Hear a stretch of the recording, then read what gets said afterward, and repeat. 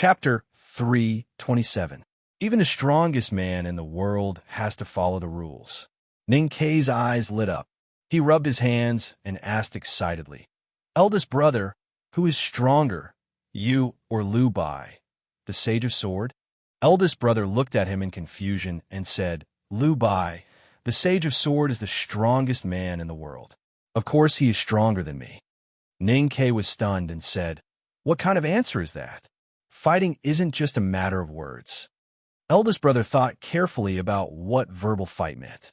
After a long time, he thought he understood what Ning Kei was trying to say. He explained seriously, "I'm not good at fighting. Your second brother is better." This answer made Ning Kei speechless again.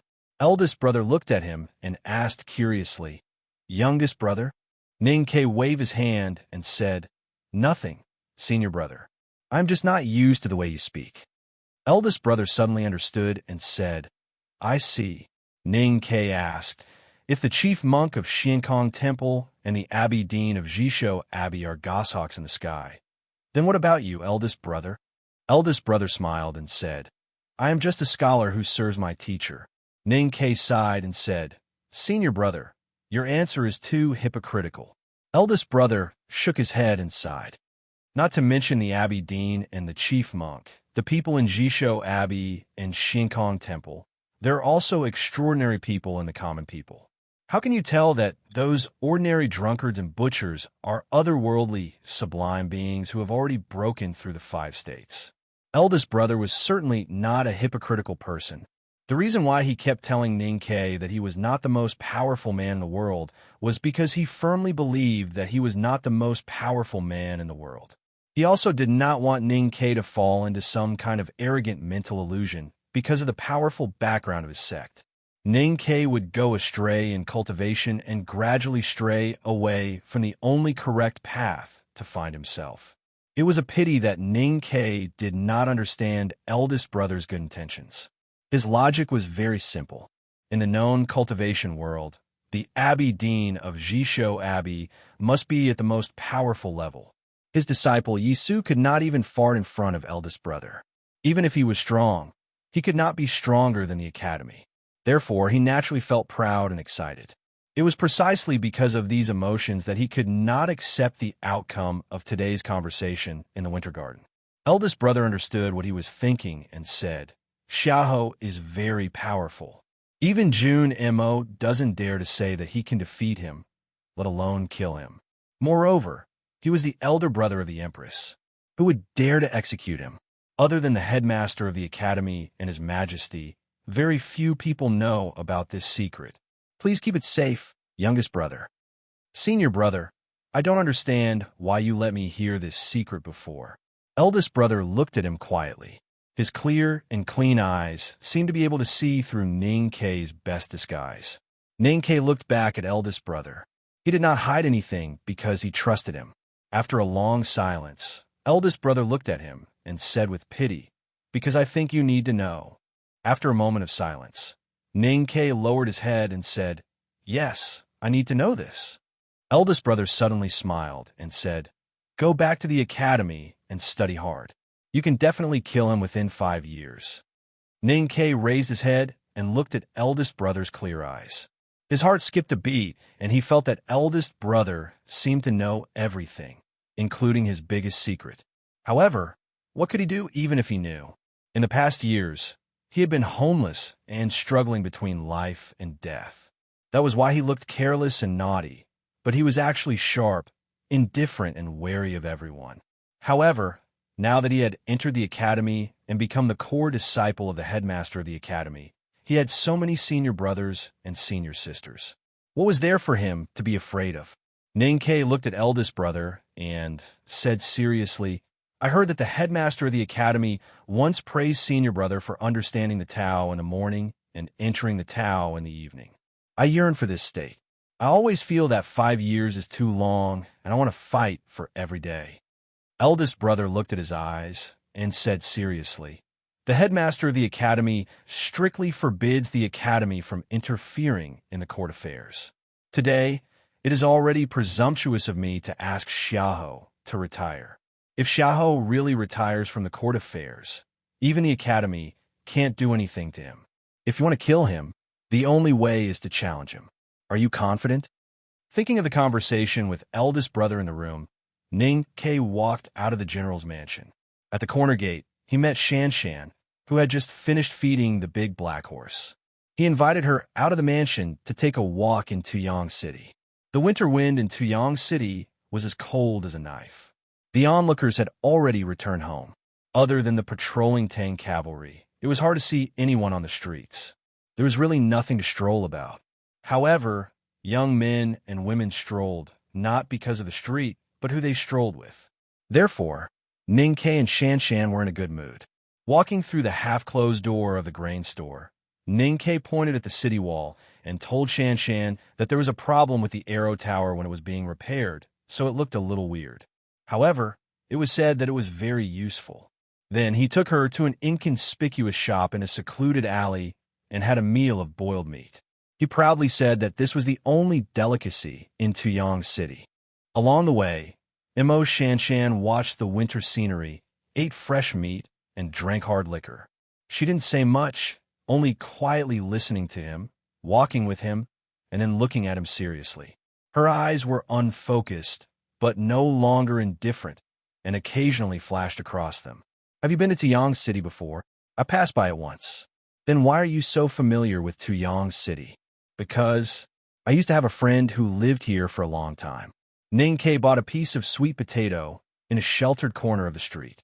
He carefully wrapped it in 2 pieces of coarse paper and handed it to Mo Shan Shan. He asked her to return to the general's mansion first. Then, he walked into an alley and looked at the corner of the general's mansion in silence for a long time. The great general in the general's mansion was about to retire. He had once made immortal contributions to the empire. Now that he knew what was good for him and volunteered to retire, the imperial court would definitely honor him. No matter what, his fate would not be considered bleak. However, the general's mansion in Chang and had once shed so much blood. Many headless corpses had been burned in the villages in the Yin territory. Darky, who was under the gray wall opposite the old brush pen shop, had died a miserable death in the rain. He really wanted to kill the general, but he knew that he could not do so. Even if he was no longer a nameless soldier in the city of Wei, but a student of the 2nd floor of the academy, he still could not kill the general.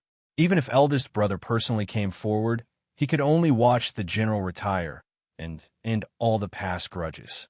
He waved his sleeves and did not take away any of the past and the blood in the past. Therefore, he looked at the cornice of the general's mansion in silence for a long time. The alley was quiet and cold, and no one passed by. At this moment, a middle-aged man in a dark-colored cotton-padded robe approached quietly. After making sure that no one was paying attention to him, he handed the note in his hand to Ning Quebec. This middle-aged man was the array tactical master of the Imperial Center Administration who had contacted him in the Blue Water Battalion. The array tactical master had a special status in the frontier fortress. It was not too difficult for him to meet Ning Ke in Tuyang City. Ning Ke's eyes fell on the small note. His body suddenly stiffened. His fingers holding the note trembled slightly in the cold wind. After a moment of silence, he asked in a slightly hoarse voice, "Why did you inform me now?" The middle-aged man looked at him sympathetically and reported in a low voice, "It was impossible to find you in the wilderness, so I had to stay in Tuyang City and wait for you to come back."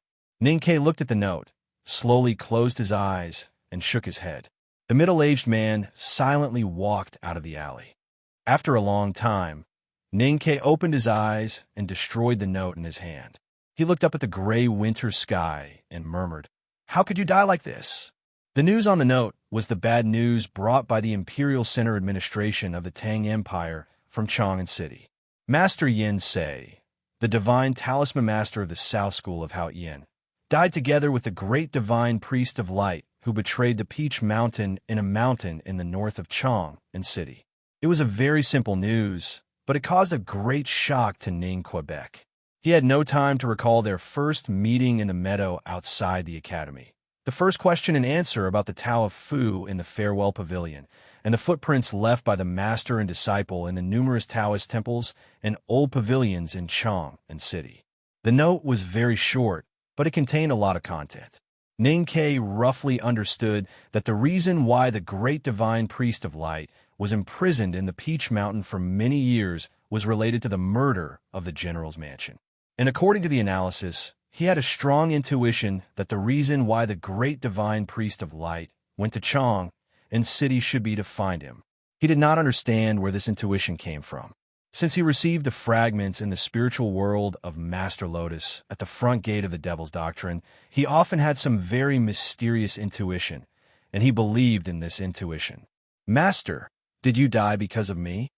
Ning Ke looked at the gray sky, and his mood was extremely gloomy and terrible. If the person who made his master leave this world was still alive, he could still use the idea of revenge to suppress the sadness in his heart.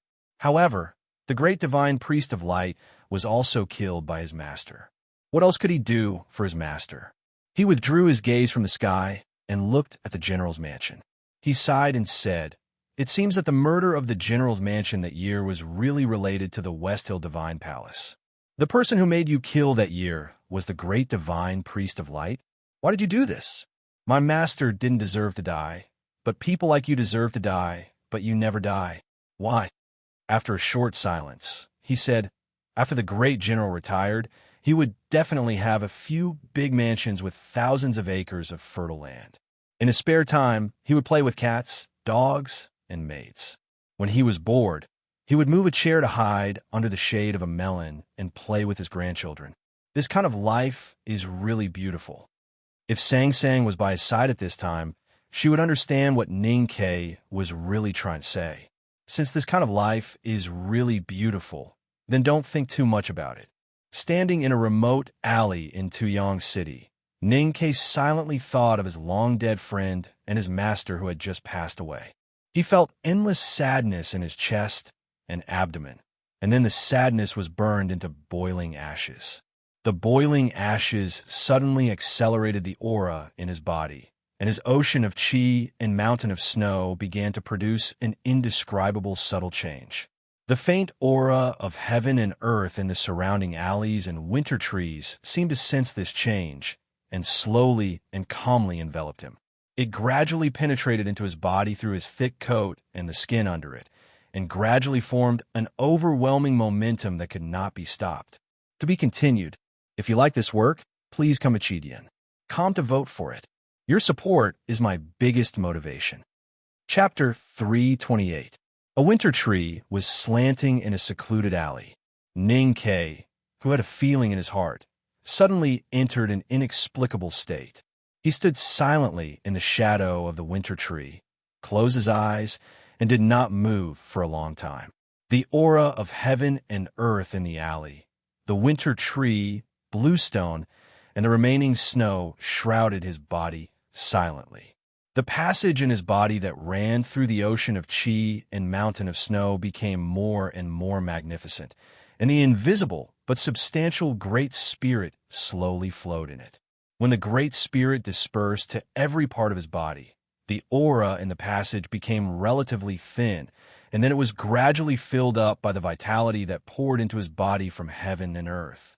This process was like constantly eating delicious food, but he did not have to worry about bloating. It was a wonderful feeling.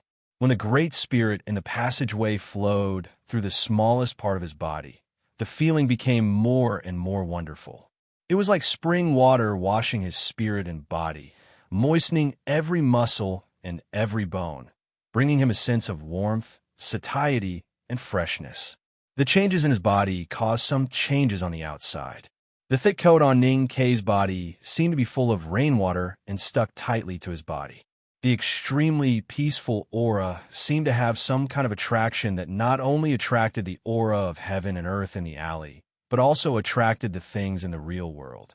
There was no wind in the alley, but the shadow of the winter tree trembled slightly. That was because the withered leaves hanging on the branches were drifting towards his body, pulling the thin branches straight. There wasn't much dust on the stone slabs in the alley, but at this moment, it floated up and gradually gathered at his feet. After an unknown period of time, Ninkei slowly opened his eyes. A bright light flashed in his eyes, but it quickly disappeared and returned to normal. The shadow of the tree under his feet no longer trembled, and the branches of the winter tree, which were as taut as bowstrings, slowly retracted.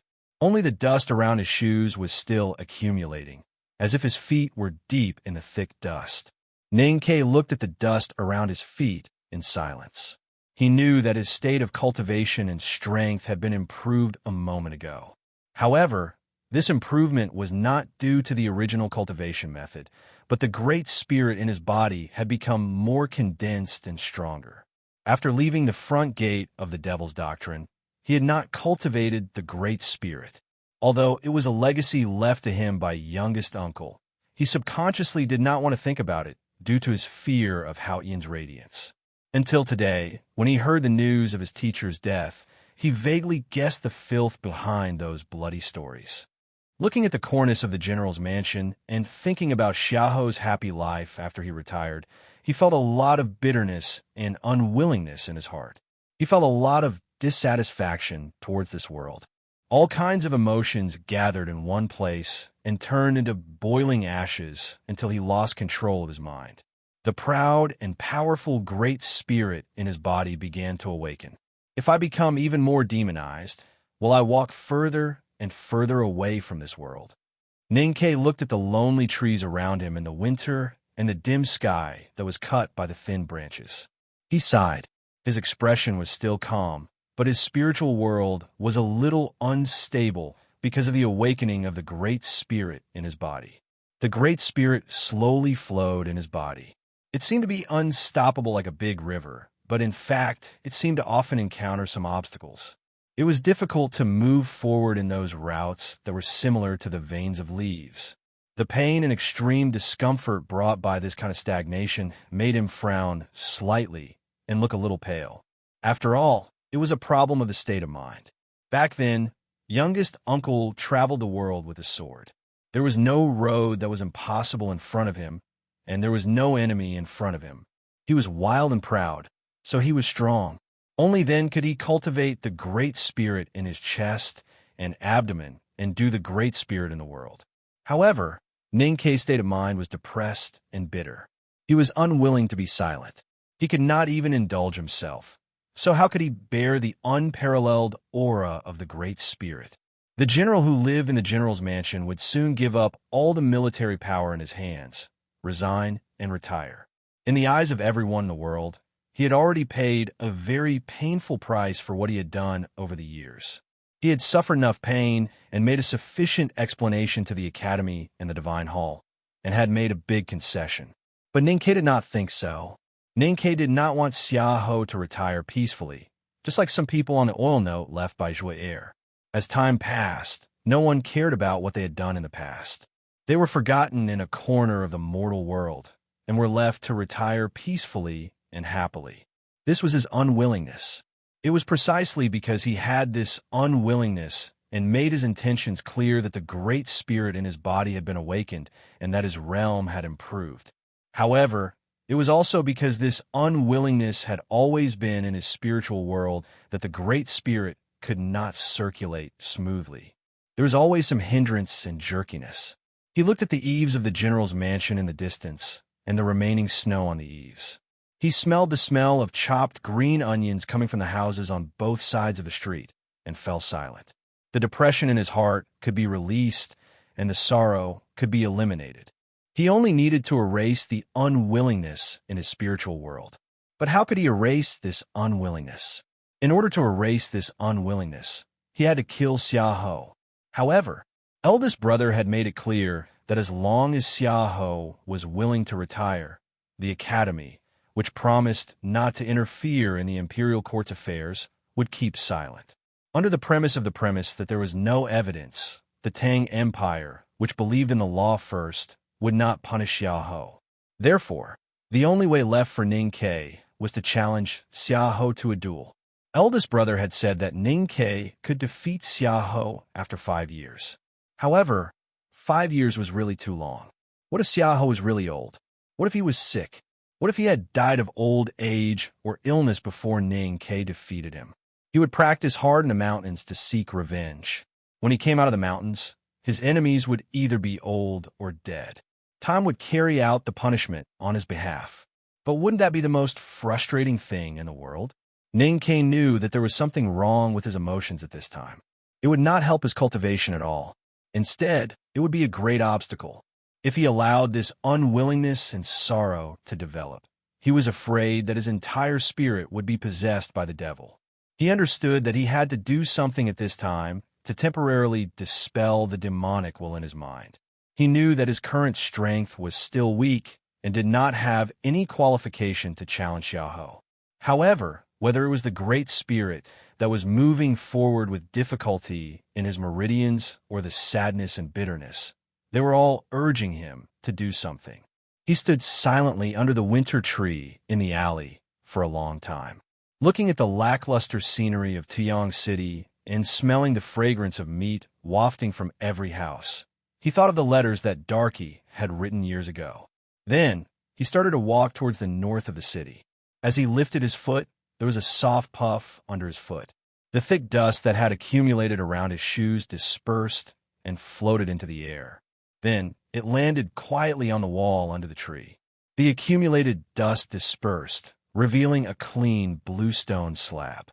There were 2 footprints about 2 fingers deep on the bluestone slab. The edges were neat and smooth, as if they had been carved by a knife. Ning Ke walked in the cold wind of Tuyang City. He could clearly feel that his strength had obviously changed from before. His senses were also much sharper than before. The rhythm of his body when he walked was very clear. The strength of the earth that was reflected by the soles of his shoes was like a drumbeat. The skin on the back of his hands that was exposed outside his sleeves could even feel the slightest trace of the flow of the wind. The transformation of his body by the Great Spirit had produced results in a very short period of time. This indescribably powerful feeling made him have a strong desire to prove his strength. At the same time, the thoughts and unwillingness that he had under the tree's shadow had also become some kind of irresistible impulse. The strong impulse to destroy everything clashed with the sense of responsibility of a disciple of the back of the mountain of the academy. This made him unable to decide whether he should do it or not. It was not until he walked to the front of the mansion in the north of the city that the clear and steady rhythm of his footsteps finally made him calm down and understand what he should do.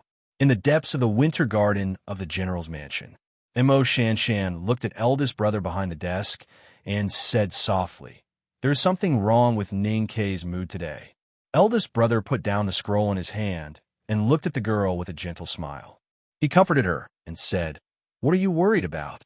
Mo Shanshan said after a moment of silence, "I feel that he seems to want to do something." Eldest brother said, "Do what he wants to do." Mo Shanshan looked at eldest brother and asked, "Senior brother, aren't you worried about something?" Eldest brother said with emotion, "Most of the disciples of the back of the mountain of the academy over these years are idiots like me who only know how to cultivate or specialize in one thing. Only youngest brother has struggled in the world since he was a child. So in some aspects, he is the strongest person in the academy. He has his own judgment about things like danger, and I believe in his judgment." Mo Shanshan looked into his eyes and said seriously, "Even if this matter will bring trouble to the academy?" Eldest brother said seriously after a moment of silence, "The academy is not as powerful as youngest brother thinks, but I think youngest brother always has his reasons for doing things. And I also believe in his judgment about things like opportunities."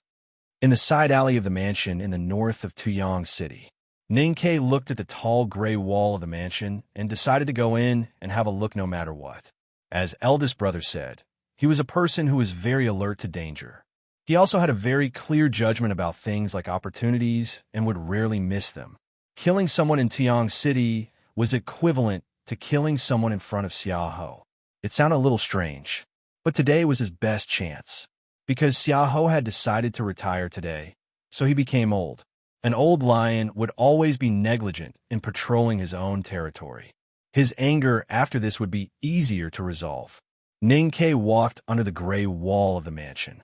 He bent his knees slightly. The powerful great spirit in his body instantly poured into his legs. A muffled sound was heard between his shoes and the ground. An invisible airflow splashed out. He was like a big bird, easily leaping up 2 feet and flipping over the high wall of the mansion. The place where he landed was a gradually withered flower bed. In front of the flower bed was a courtyard. There was a pine chair in the courtyard, and a person was sitting on it. It was Xiaoho's most trusted military counselor, Gu Shi. Gu Shi looked at Ning Ke in the flower bed and said with emotion, "I have been hesitating whether to kill you or not, and here you are." The next chapter is to strive for before 12 o'clock. I'm a little tired today, but I have been working hard. To be continued. If you like this work, please come Yen. Come to vote for me. Your support is my greatest motivation. Chapter 329. Ning Ke pulled out a thorn in front of him and walked out of the flower bed. Standing on the smooth stone ground in the courtyard, he looked at Gu Shi in the chair and asked, "I don't seem to have offended you. Why do you want to kill me?" Gu Shi slowly stood up from the chair, looked at him, and said with a smile, "There are many things in this world that need a reason.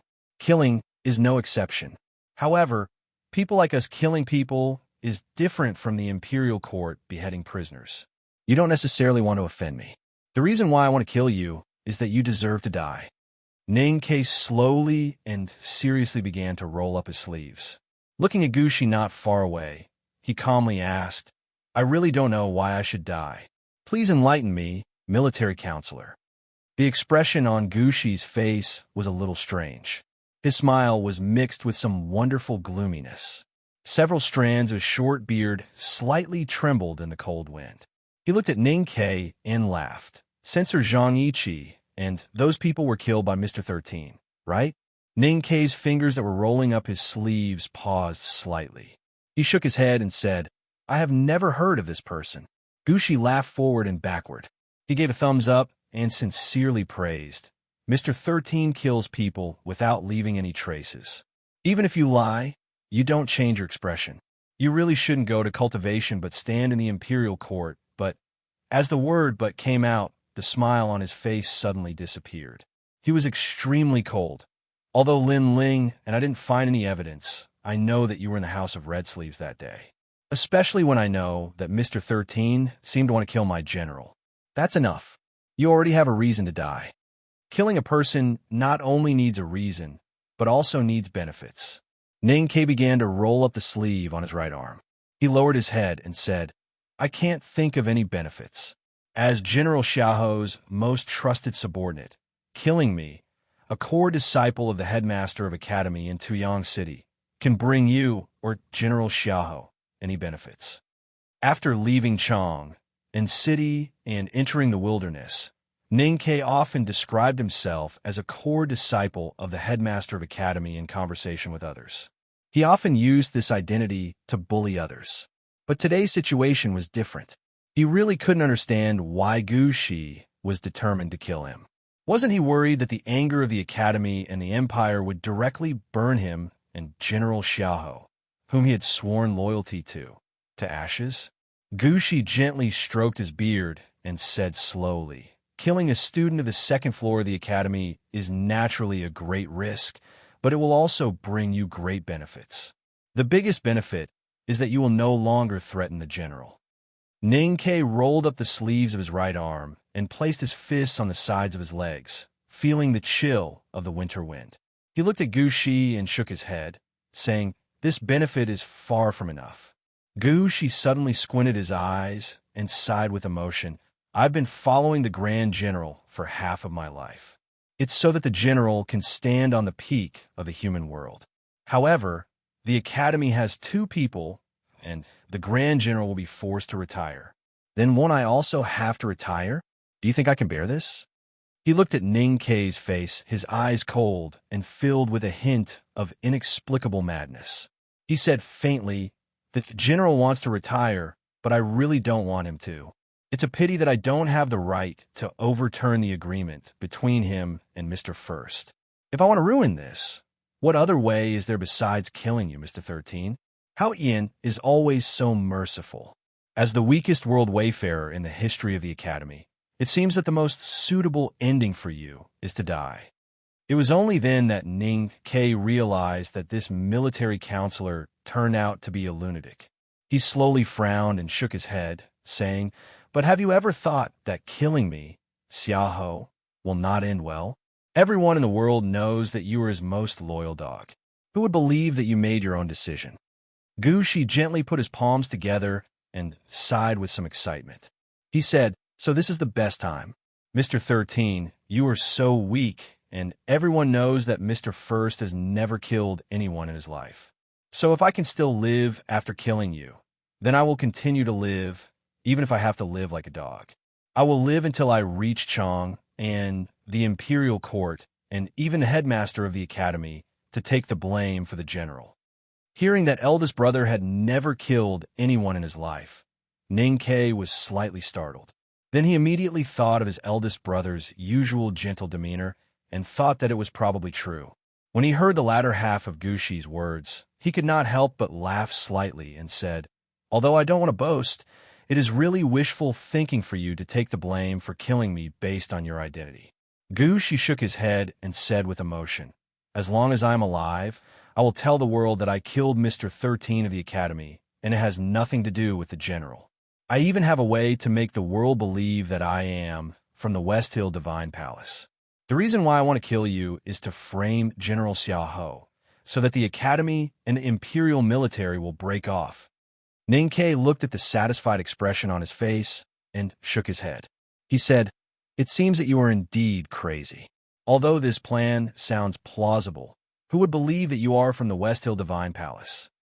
A strange smile appeared on Gu Shi's face again, and he said, "People like Mr. 13 probably won't believe it, but His Majesty the Emperor will believe it. Her Majesty the Empress will believe it. And the most important thing is that the headmaster of Academy will believe it." Speaking of this, Gu Shi, the military counselor who was used to taking care of everything for the general at night, looked up at the gray winter sky. A clear smile appeared on his face, and he said with emotion, "Because I am really from the West Hill Divine Palace." Ning Ke did not know what to say. He had struggled to survive between life and death since he was a child. He thought that he had seen through the darkness and complexity of the world. However, at this time, when he heard Gu Shi confess his original true identity and now burst out of madness for Xiaoho, he realized that he still did not understand the complexity of the world enough. He tightened the belt around his waist to make sure that it would not have the slightest impact on the later battle. Then he looked up at Gu Shi and asked, "But how can you be sure that you can kill me?" Gu Shi looked at him with a playful look and said, "Because you are the weakest person on the second floor of the academy." Ning Ke sighed helplessly and thought that this title would probably be with him for many years. He asked, "But my eldest brother is now in Tuyang City." Gu Shi replied, "Since you appeared in my mansion, Mr. First naturally thought that you came to kill me. How could he care about it?" Ning Ke said, "By the same logic, does it mean that General Xiaoho will not care about this matter?" Gu Shi smiled and said, "That's right. So today is the best opportunity to kill you. In fact, I have been hesitating about whether to kill you or not. It just so happens that you are here, so I have to kill you." Ning Ke said, "For me, this is also the best opportunity to kill you. In fact, I have been hesitating about whether to enter the mansion to kill you. But since you happen to want to kill me, then I have to kill you." Gu Shi looked at him with great interest and asked, "Now you know why I want to kill you, but I still can't be sure why you must kill me. Can you enlighten me, Mr. 13? Ning Ke looked at his face and thought of the oiled note. The guy who wrote the oiled note had long been dead, and the oiled note had been destroyed by him. But he remembered the names on the oiled note clearly. Among them, Gu Shi was in the very first position. Many years ago, the military counselor Gu Shi had been the most loyal and insidious dog of General Xiaoho. According to the information found by Darky and some files of the Imperial Center Administration that Ning Ke had secretly seen through his master, it was clear that this military counselor was the liaison between Xiaoho and the West Hill Divine Palace. It was this military counselor Gu Shi who had made the plan for Xiaoho to destroy the entire Xianwei general's mansion for treason. And it was also this military counselor who had come up with the idea for Xiahou to slaughter the villages in the Yin territory. With these reasons, it was enough for Ning Ke to kill him thousands of times. But at this time, in the face of Guxi's question, he did not make any explanation. His sleeves had been rolled up to his elbows, and his forearms were bare in the cold wind. His steady right hand reached behind his back to hold the hilt, and then he pulled out a slender padao. The blade shone with frosty light in the cold wind. Ning Ke stepped across the courtyard at a steady pace and walked to Guxi in front of the pine chair. Guxi slowly narrowed his eyes, and his hands behind his back in the sleeves trembled slightly. Obviously, it was not because of fear, but no one knew what these fingers were doing. The bright blade cut through the quiet courtyard, cut the cold wind blowing outside the wall, and cut between Guxi's squinted eyes. Guxi's eyes narrowed even more, and his eyes suddenly fell on Ning Ke's left hand like lightning. Ning Ke's left hand was holding a brocade bag. There was a strong talisman intent in the brocade bag. It was the divine talisman left by Master Yin Sei. In order to fight against Yi Hongyu in front of the front gate of the Devil's Doctrine, he used one. Today, in the face of Xiaohou's powerful military counselor Guxi, he did not hesitate to use the second one. However, the divine talisman in the brocade bag could not be activated. Guxi's eyes narrowed into two slits, and there was a threatening light in his eyes. Numerous talisman intents with different auras gushed out from his sleeves, instantly stirring the qi of heaven and earth in the courtyard. Numerous, extremely fine, primordial qi tore the turbulence and lay between the two of them. General Xiaohou's military counselor Guxi, who was famous for his insidious stratagems, turned out to be a rare and powerful talisman master in the world. Those milky white space turbulence were like black holes on the ground, and the qi of heaven and earth was like running water, flowing away very quickly. The connection between Ning Ke's psyche power and the brocade bag was disrupted and could not be maintained for a moment. The bright and slender padao in his hand seemed to be stuck in a swamp in the seemingly transparent space, and it was difficult to move. Although it was not far from Guxi's face, it seemed that it could never get close to him. As if sensing the incredibly chaotic talisman intent and turbulence of the qi of heaven and earth in the courtyard, the air above the mansion became heavy and oppressive. No one knew which cloud's moisture was crushed into snow and slowly drifted to the ground. A snowflake drifted through Ning Ke's eyelashes and fell on the back of his slightly trembling hand holding the hilt, and instantly melted. The situation was extremely tense, and Ning Ke was in an extremely dangerous situation. However, when the snowflake fell, his eyelashes did not even blink, and his eyes were still calm and focused. Well, there's one more chapter. Well, I'm cheering myself up. To be continued. If you like this work, please come come to vote for it. Your support is my greatest motivation. Chapter 330. Guxi had been waiting quietly for a long time. His hands behind his back sleeves had cast numerous talismans in an instant. The most amazing thing was that the casting sequence of these talismans seemed to be carefully calculated. The conflicting talisman meanings did not cause absolute chaos or even self-annihilation. Instead, they overlapped until they finally broke out, tearing the qi of heaven and earth in the quiet winter courtyard into a terrible, turbulent ocean. The turbulent qi of heaven and earth formed by countless talismans was like a violent ocean, shrouding the entire courtyard. Talisman meanings were used to cut off the connection between the cultivator's psyche power and the talisman paper or natal item. This kind of talisman casting technique was extremely marvelous. It could be imagined how long Guxi had been immersed in talisman Taoism and how powerful he was. Fortunately, the turbulent qi of heaven and earth rotated rapidly, and its speed was not fast on a large scale, so it could not hurt Ning Ke's body immediately. However, Guxi had successfully prevented Ning Ke from casting talismans. From this point of view, from the beginning, he had guessed that Ning Ke's real killing move was not the padao, but the brocade pouch. The talisman in the brocade pouch could only be cast by psyche power. Ninkei seemed to have no choice but to be captured. However, his expression did not change. He turned his wrist, and the padao, which seemed to have fallen into a swamp, began to buzz.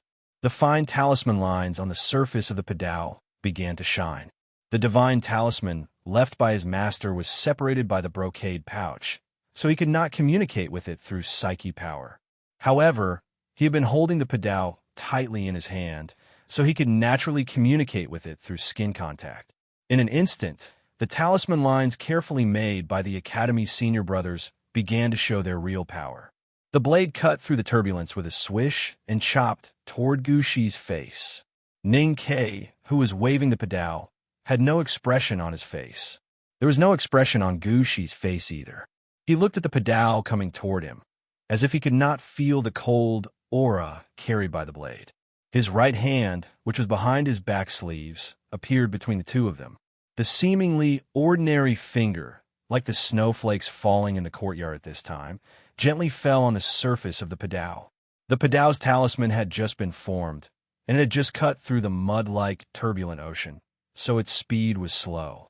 That was why the finger could so easily fall on the surface of the padao. But what could a finger do to this soul-devouring, cold padao? His finger stroked across the surface of the padao.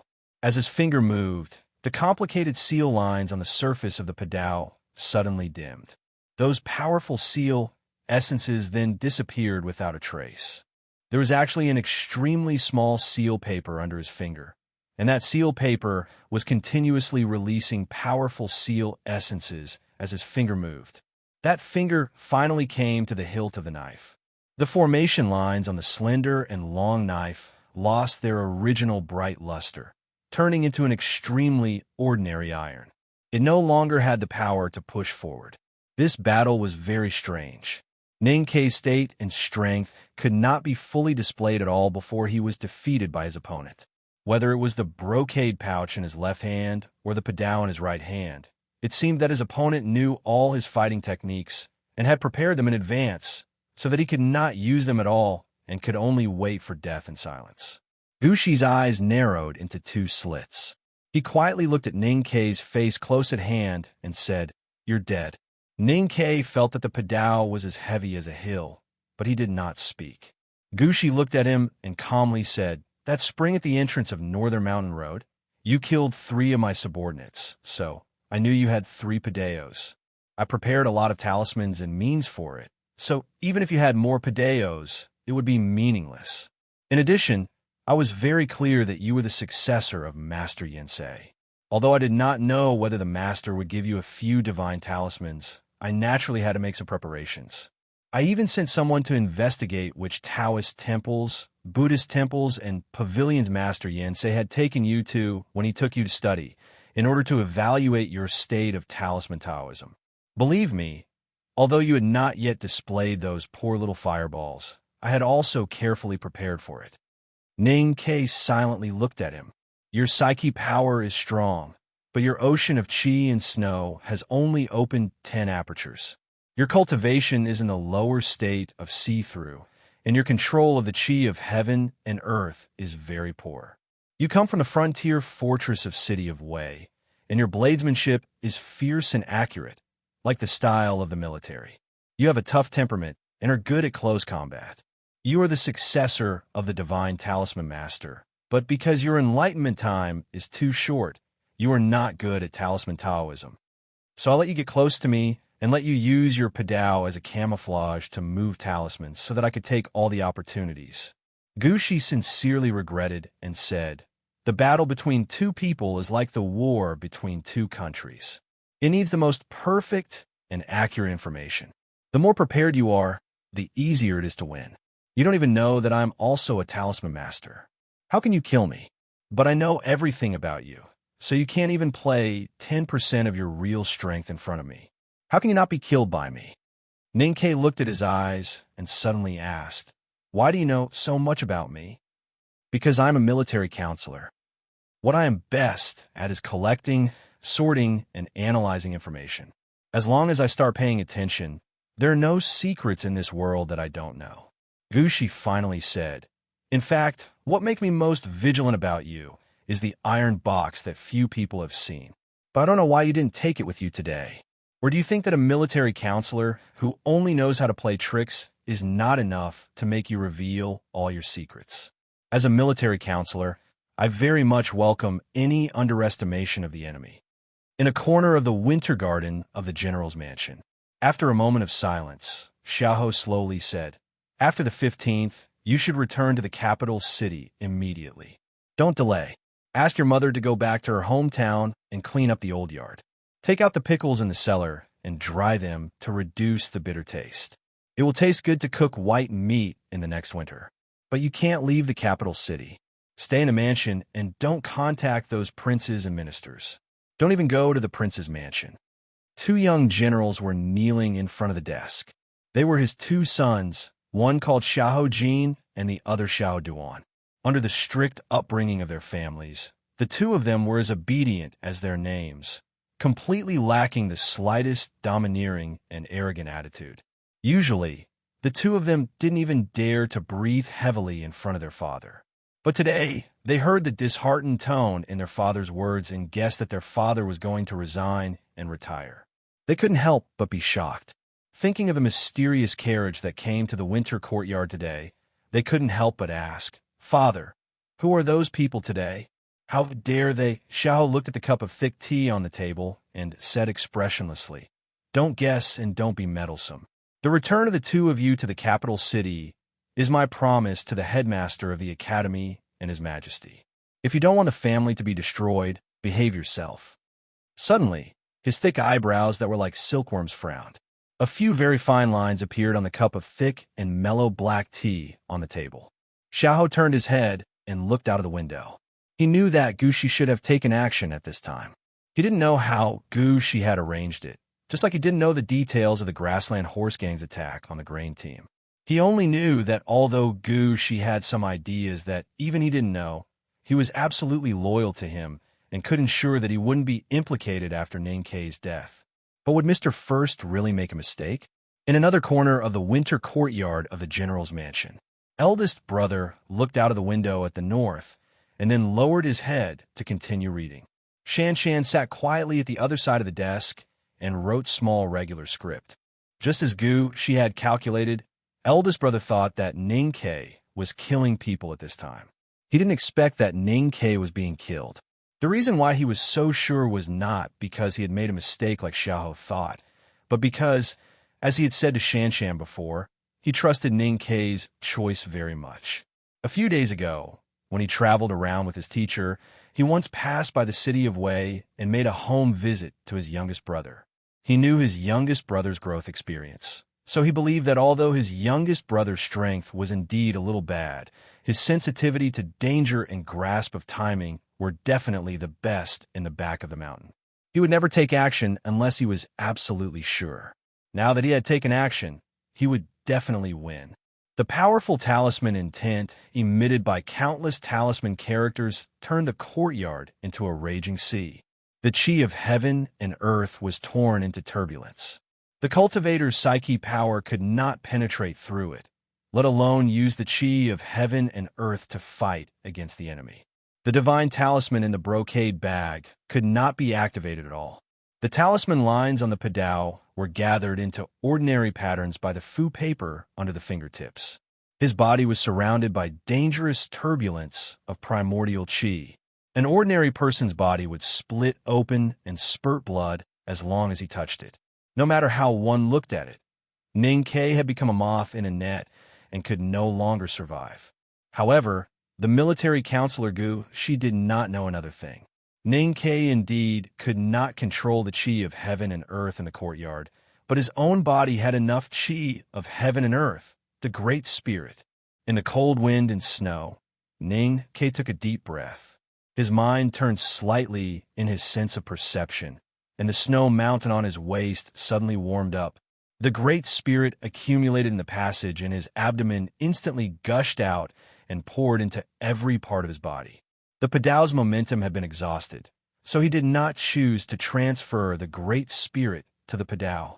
Instead, he loosened the hilt without hesitation and tightened his 5 loose fingers into a fist. Ning Ke punched out. Gushi squinted his eyes and looked calm and confident. He did not know which cultivator in this world dared to use and could use a fragile body to forcibly break through the dangerous turbulence of the chi of heaven and earth between two people. A gust of wind suddenly appeared on Ning Ke's fist. Countless airflows violently gushed out from his fingers and the pores on the back of his hand, easily tearing the turbulence of primordial chi into pieces. There was a world in the world, and there was a world in the body. The aura between the two worlds was the same, and there was no difference at all. Therefore, when the Great Spirit gushed out from the fist, the turbulence disappeared without a trace, like a whirlpool being flooded by a flood. Gushi's squinted eyes suddenly widened. He was shocked, but also had a touch of expectation. Because no matter how strong the fist was, it was not enough to annihilate all the turbulence of primordial chi in the space. There was still some dangerous turbulence. He wanted to see the next moment when the fist was cut into pieces. However, he was disappointed. Ning Ke's fist was not a fist, at least not the fist of an ordinary person. Because his fist was very hard now. It was so hard that those fragments of primordial chi that could cut the body of a cultivator could only leave some very shallow wounds on it. Gushi stared at the fist that was getting closer and closer and found that he could not make any response at all, because the speed of the fist was faster than his reaction speed. He only had time to show panic in his eyes, because at least he had time to figure something out. In this world, there was a kind of cultivator who could fight without the chi of heaven and earth. In this world, there was a kind of cultivator whose body could be strong enough to ignore the turbulence of primordial chi. Ning Ke's fist fell on Gushi's face. Gushi's head burst in an instant. A headless body fell into the thin snow. The talisman intent in the courtyard gradually faded, and the fine turbulence of primordial chi disappeared at the same time. A piece of fu paper fell on Gushi's body. Ning Ke silently looked at the gradually burning flame. Information is very important in a battle, but you can't rely too much on it. Because people living in this world have their own secrets, which are often hidden in the deepest part of their hearts, and no one has ever known. My biggest secret is not the iron box, but something else. To be continued. If you like this work, please come Come to vote for me. Your support is my greatest motivation. Chapter 331. In the courtyard, the body of the military counselor Gu, she was gradually burned to ashes. The residual snow on the flagstone gradually melted and turned into a strange human-shaped island. What made these scenes happen were the small fireballs that the deceased had contemptuously mentioned. Ning Ke stood aside and watched silently. He didn't know that eldest brother would be satisfied with his performance in the winter garden of the general's mansion. He was only satisfied with his previous performance. He didn't expect that the military counselor Gu, she was such a powerful talisman master. Gushi had used at least 30 talismans to tear the chi of heaven and earth into numerous small, turbulent cracks.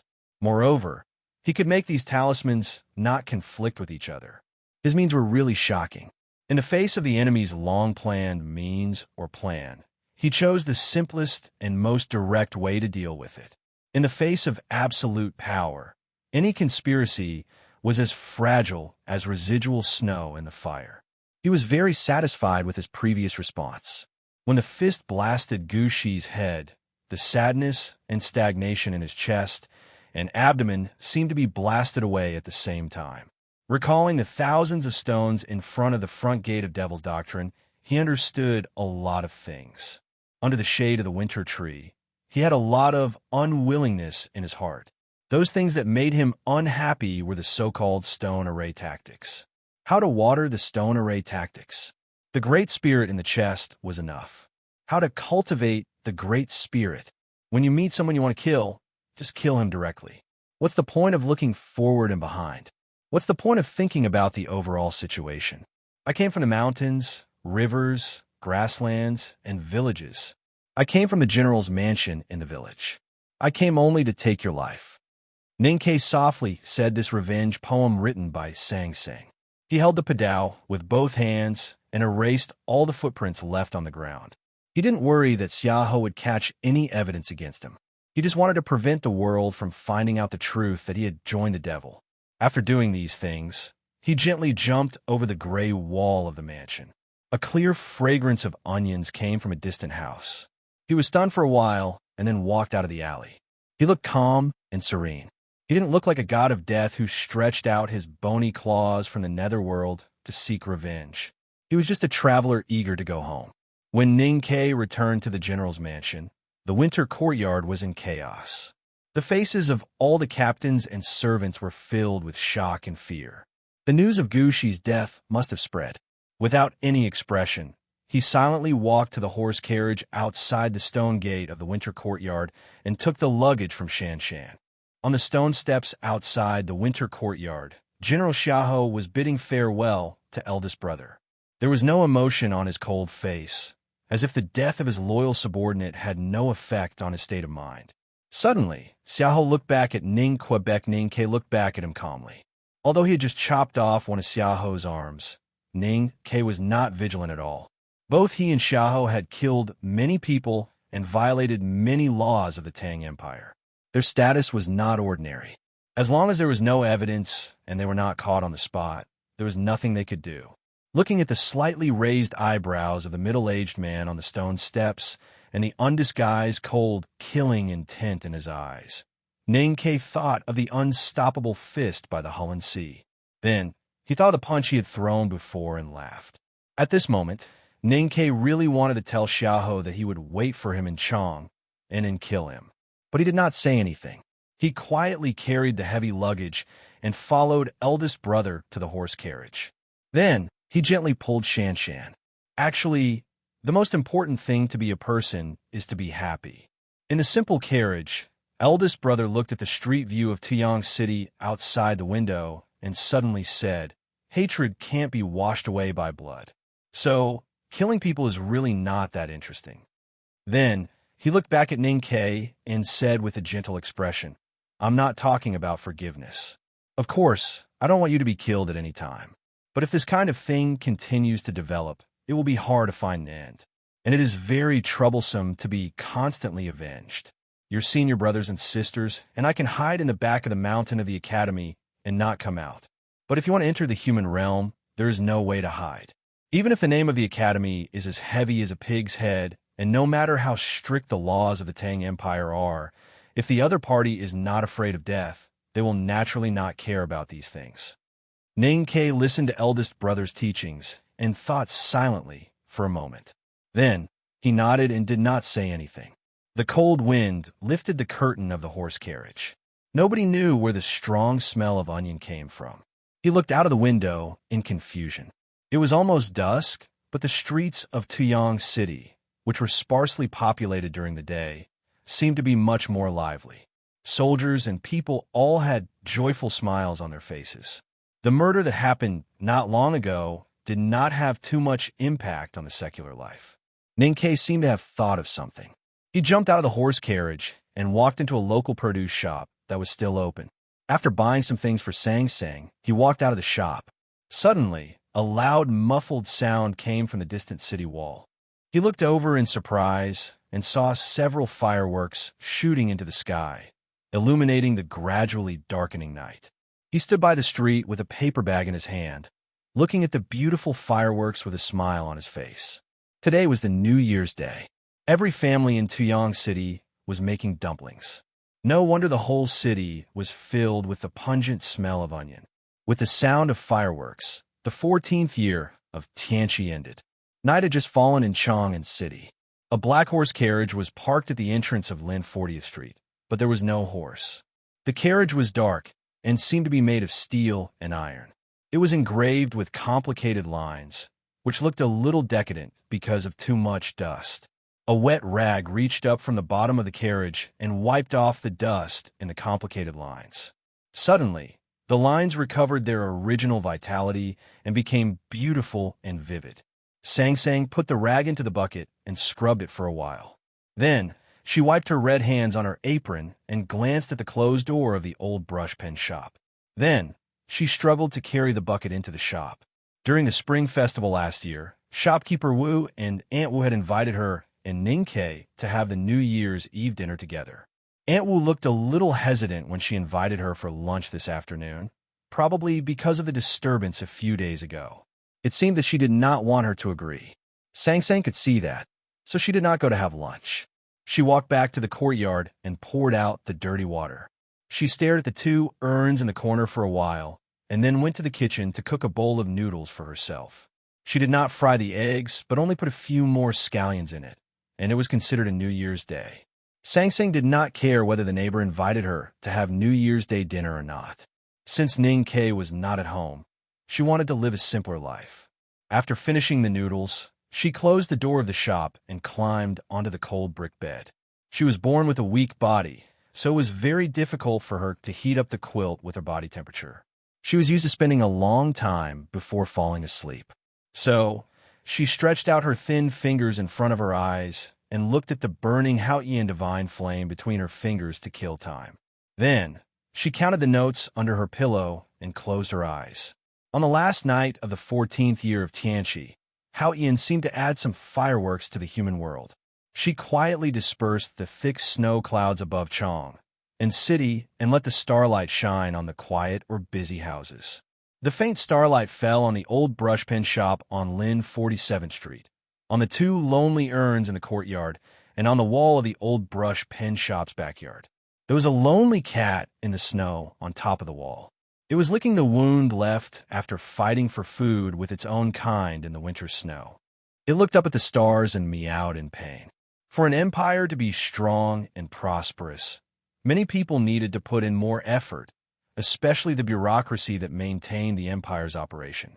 On the first day of a new year, when the people in Chong and city were still sleeping or still hungover, many government offices in the imperial court had already started their work in advance, especially the government office responsible for the capital's security. Dozens of government runners of Chong and local government came to Lin 47th Street with iron rods and rulers in their hands. On the first day of a new year, the gray walls of the alley were covered with thick snow. It was not as lively and warm as it used to be, but had become depressing and solemn. The bailiffs knocked on the doors of all the shops along the street and politely but unquestionably asked the people in the shops to leave. No matter if they were visiting relatives or going shopping in the western part of the city, they were not allowed to stay in the alley. Second brother Wu, who sold fake antiques, cursed and got into the carriage. When Aunt Wu got into the carriage, she looked back at the closed door and thought, Sang Sang is still in the shop. She should be fine, right? Sang Sang was fine. She got up early as usual, but after eating the leftovers from yesterday and cleaning the table, chairs, brushes, and inkstones, she could not find anything else to do. So she just sat at the table and stared blankly with her chin in her hands. At this moment, someone knocked on the door of the old brush pen shop. She opened the door. Outside the old brush pen shop were several local government runners of the Chong and local government. Their faces were cold and even a little fierce.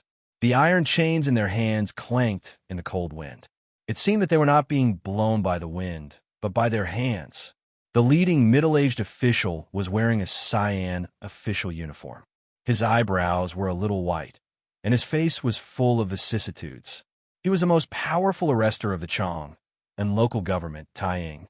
Tai Ying looked at the dark and thin little handmaiden in front of him and was slightly stunned. He asked, "Are you Sang Sang?" Sang Sang was a little stunned and nodded. Tai Ying looked at her and asked with a frown, "Did an old man stay here a few days ago?" Sang Sang looked up at him. Tai Ying took out a portrait and handed it to her. Sang Sang looked at it and confirmed that the person they were looking for was her teacher. She said, "He is dead." "I know," Tai Ying said. "This old man is a criminal wanted by the imperial court. You have kept him for such a long time without reporting to the government, so you have to go with us." Sang Sang thought for a while, looked up at him, and asked seriously, "How long will it take?" Tai Ying and the government runners of Chong and local government behind him were all stunned. They were ordered to arrest a criminal today, but they did not expect that it would be such a young, dark, and thin handmaiden. But this dark and thin handmaiden did not show any fear, which was even more difficult for them to understand. Sang Sang then asked, "Do I need to bring bedding?" The next chapter is around 5:30 a.m. to be continued. If you like this work, please come come to vote for me. Your support is my greatest motivation. Chapter 332.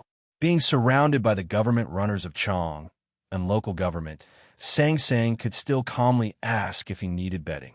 This kind of person was either a local hooligan who had dealt with the government countless times, or a ruthless bandit who was determined to die. Obviously, Sang Sang had nothing to do with these two kinds of people, so arrest or tying nodded after being stunned for a long time. Every story had its twists and turns. When Sang Sang walked out of the old brush pen shop with the government runners with the bundled bedding in her arms, she was blocked by a group of black-haired men in cyan clothes, cyan pants, and cyan shoes. The government runners suddenly became nervous. If they were ordinary men in Jianghu, they would not dare to confront the imperial court. However, they knew that these black-haired men were members of the Fish Dragon Gang, and the Fish Dragon Gang was the hired thugs of the imperial court. These days, the old brushpen shop had been a key target of the Fish Dragon Gang. They had long been alarmed by the arrest of the government runners of Chong and local government, especially when they saw Tai Ying enter the old brushpen shop. The gang members responsible for monitoring the place did not dare to neglect and informed Mr. Chi at the fastest speed. Sang Sang greeted Mr. Chi. Her small body held the large bedding and half-squatted to salute, which looked a little funny. Mr. Chi nodded and then looked at Tai Ying with a faint smile, saying, "Arrest or Tai, you should be very clear about whose property is on Lin 47th Street. You should also be clear about the relationship between the boss of the old brush pen shop and the Fish Dragon Gang. You should also be clear about the trouble caused by this shop in the spring last year. So I don't know what you want to do." Tai Ying thought that everyone knew about the bloody incident in Spring Breeze Pavilion. He said that the government runners of Chong and local government had been paying attention to the safety of the old brush pen shop, but today they had no choice.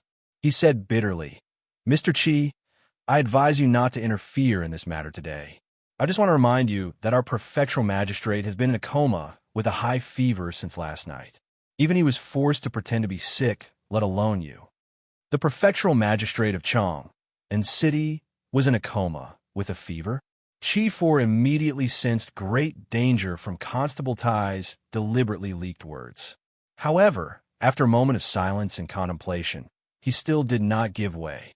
He waved his hand to signal his subordinates to block both ends of Lin 47th Street and said, "This is second Brother Chow's order." Spring Breeze Pavilion's Chow Xiaoshu was no longer the Grand Master of the Fish Dragon Gang. It had been nearly a year since he left Chong and city, and it was not even known whether he would step into this magnificent city again. However, for Chi Four and his brothers in the Fish Dragon Gang, that man would always be their big brother and their Grand Master. Second Brother Chow's words were more powerful than an imperial edict. Constable Tai glanced at him, leaned close, and whispered, "Did you see someone at the entrance of the alley when you came?" Looking at the entrance of the alley, Mr. Chi saw a young man sitting in front of a shop outside the alley. The man wore a simple cotton-padded jacket. His cheeks were thin and a little dark and peeling. It seemed that he had been exposed to the scorching sun a few days ago. Even though he was just sitting there casually, there was an inexplicable sense of iron blood and murderous aura. "Who is that person?" His eyes narrowed. Constable Tai said, "Wang Jinglu." Chi Iv's expression suddenly froze. After a moment of silence, he repeated, "Wang Jinglu, the invincible realm below, knowing destiny." For the common people in the streets, the world of cultivators was a wondrous and distant place. They knew very little about that world, but Wang Jinglu was different. His fame was so great that even the common people knew that he was the hope of the younger generation of cultivators in the empire. Constable Tai looked at Chi Iv's expression and whispered, "I don't know who reported to the Chong and local government that this little girl harbored a fugitive. I only know that the pressure came from the military ministry, and Wang Jinglu came to watch us on behalf of the military ministry." Mr. Chi slightly frowned and said, "Isn't Wang Jinglu the prince's man?" Constable Tai said, "After the bloody case 2 years ago, the palace issued an edict and sent him to the battlefield in the southern border. Now he is a popular man in the military ministry and a trusted follower of General Su Shi. Hearing the name of General Su Shi, Chi Ivy's expression became more and more serious. Now he was the leader of the dark world in Chong, and he had the backing of the bodyguard office. However, how could he fight against the top military man of the Tang Empire? Constable Tai shook his head and signaled his subordinates to take Sang Sang away. However, to everyone's surprise, Chi Force stubbornly refused to give way even though he was already on guard. He stared into Tai Ying's eyes and said, "I've already sent a message to the palace. Wait a little longer." Constable Tai slightly frowned and said, "She's just a little handmaiden. Do you want to go to the palace?" Chief didn't explain. Hearing the word palace, the government runners were terrified, just like the Fish Dragon Gang when they heard the word military. Since the Fish Dragon Gang didn't want to turn against them and just asked them to wait, they decided to wait. There were countless high-ranking officials and nobles in Chong, and the streets were full of the royal family. Any tea artist could be a cultivator. Therefore, the people working in the Chong and local government were best at pretending to be sick and had the patience to wait. Although Tai Ying and the government runners were patient, it didn't mean that everyone was. For example, Wang Jinglu, after leaving Chong, and he went to the southern border to join the army to atone for his crime under His Majesty's order. After 2 years of bloody fighting on the battlefield, the once #1 young master of the Tang Empire became thinner and darker. His lotus-like fingers gradually became as strong as bamboo. His temperament also became more iron-blooded and resolute, which was unique to the army. Seeing the Fish Dragon Gang blocking the government runners of the Chong and local government in the alley, Wang Jinglu restrained his temper and waited for a while. When he found that those people were ready to continue waiting, he decided not to wait any longer. He took out 2 copper coins and gently put them beside the teacup. Then he stood up and walked into Lin 47th Street. As he stepped on the remaining snow in the alley, the branches outside the side wall of the alley rustled, and the remaining snow on the branches fell like snow. However, his cloth coat was not touched at all. The Fish Dragon Gang looked at him with vigilance. Mr. Chi looked at him with vigilance. Wang Jinglu walked slowly to the old brushpen shop and looked at Mr. Chi quietly. Chi felt that Wang Jinglu's eyes were like hammers hitting his heart. His body suddenly felt weak and weak. His legs were so weak that he almost fell to the ground. He quickly bit the tip of his tongue to wake himself up. 2 years ago in Spring Breeze Pavilion, I wanted to kill Chao Xiao Shu. Now I think that I was too arrogant at that time. I didn't know what kind of powerful people were hiding in the dark. Wang Jinglu said, "But you're not Chao Tu, Lu Vi, Phase 6, or Chun 7. You're the most useless Chi 4. That's why the Imperial Court let you take charge of the Fish Dragon Gang." However, without Chao Xiao Shu, the Fish Dragon Gang is not the same as before. The current Fish Dragon Gang is not qualified to participate in this matter. After saying this, he turned around and looked at the slightly dark face hidden behind the pile of bedding with great interest. After a while, he suddenly laughed and said lightly, "Let's go." Sang Sang held the thick bedding and looked at the ground in front of her. Then she followed him out of the alley. Puff! Schiefer couldn't suppress the injury in his body and spat out blood in pain. He wiped the blood off his face and looked at Wang Jinglu's back. He said fiercely, "Second brother Chao is also a cultivator, but he is as calm and indifferent as an ordinary person to his brothers and neighbors. He will never be as proud of his cultivation as you are. Although I don't know how to cultivate, I know how to judge people. I bet you can never catch up with him in this life."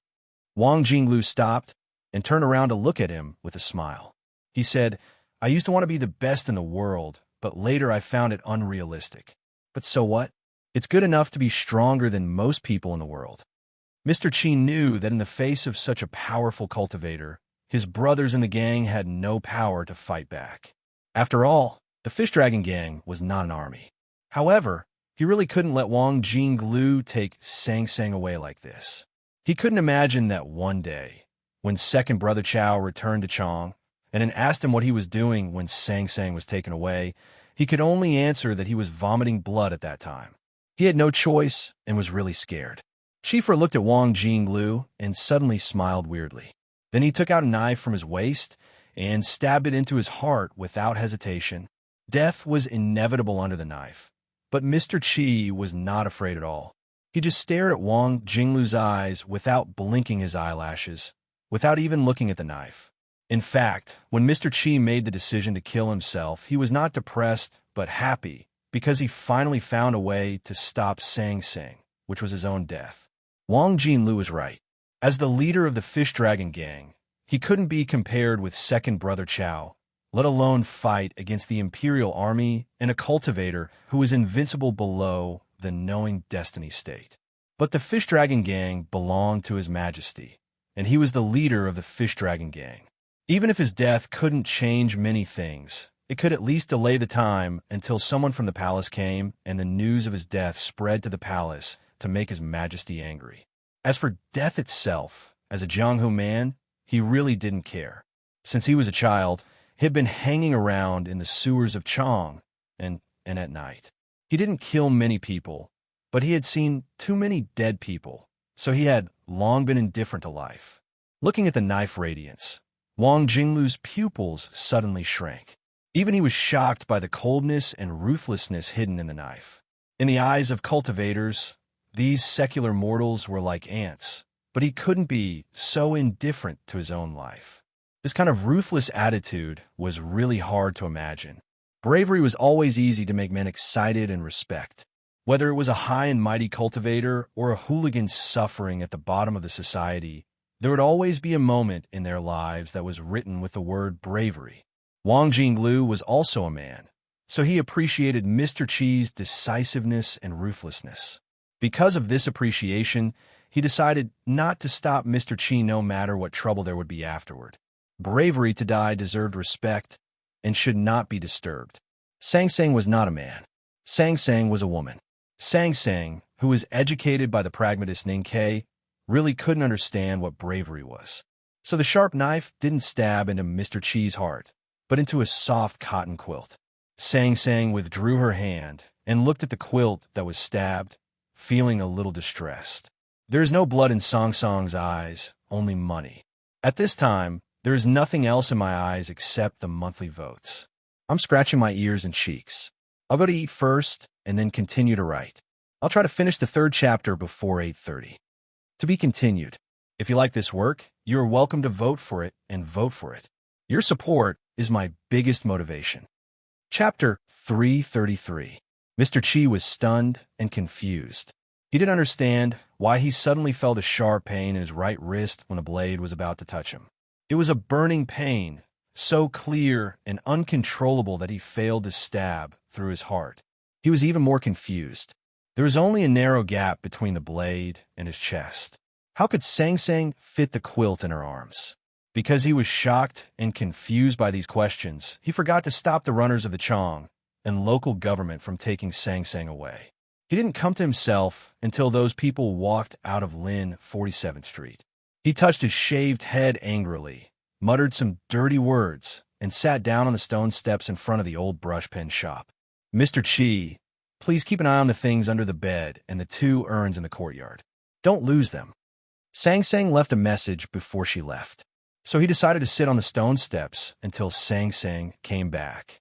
He could eat, drink, defecate, and sleep like this. Anyway, he couldn't leave. On the first day of the 15th year of the Tianqi era, it snowed lightly in Chang'an. The snowflakes fell slowly and sparsely on the ground. Some fell on the branches, and some fell on the cracks of the stone slabs. But when the snowflakes fell on the thin shoulders under the thin clothes, they instantly turned into water stains. Sang Sang looked down at the water stains on her shoulders. She lifted the heavy quilt in her arms, which seemed to be a little strenuous. She didn't want to put the quilt at her feet because it would be dirty by the snow water. The whole Chang and local government was silent. No advisor came out to give orders, and no chief judge summoned his subordinates to ask about the case. All the officials and runners were hiding in their respective rooms. They would rather take a detour than pass through the gate of the garden if they were in urgent need. In fact, the officials didn't even allow her to enter the yamen. They asked her to stand on the stone steps in front of the mansion and wait for orders. However, a thin maidservant standing in the wind and snow in front of the solemn yamen attracted many onlookers and discussions. The people of Chang were the most daring. They even dared to scold the emperor and the prime minister, not to mention the Chang and local government. For a while, there were many dirty words outside the mansion, and there were even many traces of snowballs on the dark gate of the Chang and local government. The officials had no choice but to let Sang Sang enter the Chang and local government, but they still refused to question her and only asked her to stand in front of the garden gate. The officials had no choice but to let Sang Sang enter the Chang and local government, but they still refused to question her and only let her stand in front of the garden gate. Wang Jinglu had been watching her. Thinking of the scene where Mr. Qi pulled out a knife to commit suicide, he felt a little weird. Could it be that this little handmaiden was a hidden powerhouse? But Qi of Qi in the Chang and local government was to be taken back to the military to prevent the empire from being damaged. Qi military was forbidden to interfere in the case. Therefore, the Qi military was Chang's local government. He thought and thought. Qi, Su Shi, the Defender General of the state, had ordered to arrest the little maidservant of the old brush pen shop and bring her back to the military ministry for interrogation to find out the real relationship between her and the divine priest of light to prevent the empire from being damaged. However, harboring a fugitive belonged to the judicial category. The sacred and inviolable law of the Tang Empire prohibited the military from interfering in all judicial cases. Therefore, the military ministry wanted to ask the Chang and local government to step in and then send her to the military ministry with the charge of treason. Wang Jinglu had sent the name card and the letter written by the Defender General of the state to the Chang and local government. He only needed to wait for the prefectural magistrate to come out and say something to satisfy the requirements of the law of the Tang Empire. Then he could take Sang Sang away. However, the prefectural magistrate of Chang and city, Shangwan Yangyu, seemed to be getting worse. The advisor looked at Wang Jinglu with a sad face and said, "His Excellency had a fever at noon yesterday and fell into a coma in the evening. He hasn't drunk any water since." 2 doctors from the Imperial Institute of Medicine came, but they couldn't do anything about it. Wang Jinglu looked at the advisor with disgust. He thought that if His Excellency wanted to pretend to be dead, not to mention the doctors from the Imperial Institute of Medicine, even the elixirs from the West Hill Divine Palace couldn't make him get up. When will the prefectural magistrate be able to take charge? Actually, in my humble opinion, if the military ministry wants to ask the little handmaiden anything, they don't have to take her to the military ministry. To be honest, no one in the Chang and local government dares to take responsibility for this. You can ask her in this garden. Harboring a fugitive, the law of the Tang Empire doesn't say that the military ministry can investigate this case. It's just a private inquiry, not an official one from the government. It's okay. Wang Jinglu waved his hand to let the advisor leave. After thinking for a moment, he slowly walked to the front of the garden and looked at the little handmaiden standing in the light snow. Looking at the snowflakes on her yellowish hair, he frowned slightly and asked, "Are you cold?" Sang Sang held the thick quilt in her arms and really didn't feel cold. She shook her head. Wang Jinglu took out a few documents from his clothes and put them on the quilt in Song Song's arms. He opened them page by page and pointed at the handwriting on them, introducing himself. "My name is Wang Jinglu. My cultivation sect is from the Dragon Tiger Mountain and is registered in the Imperial Center Administration of the Tang Empire. Now I serve in the military ministry. According to the law of the Tang Empire, I have the right to question you." The Defender General of the state, Su Shi, was undoubtedly the most powerful person in the Tang Empire's military. Even such a big shot had to go through the formal procedures to question a little handmaiden. It was not because of the little handmaiden's background from the academy, but because he wanted to show an attitude of respect for the law of the Tang Empire and let the academy see this attitude clearly.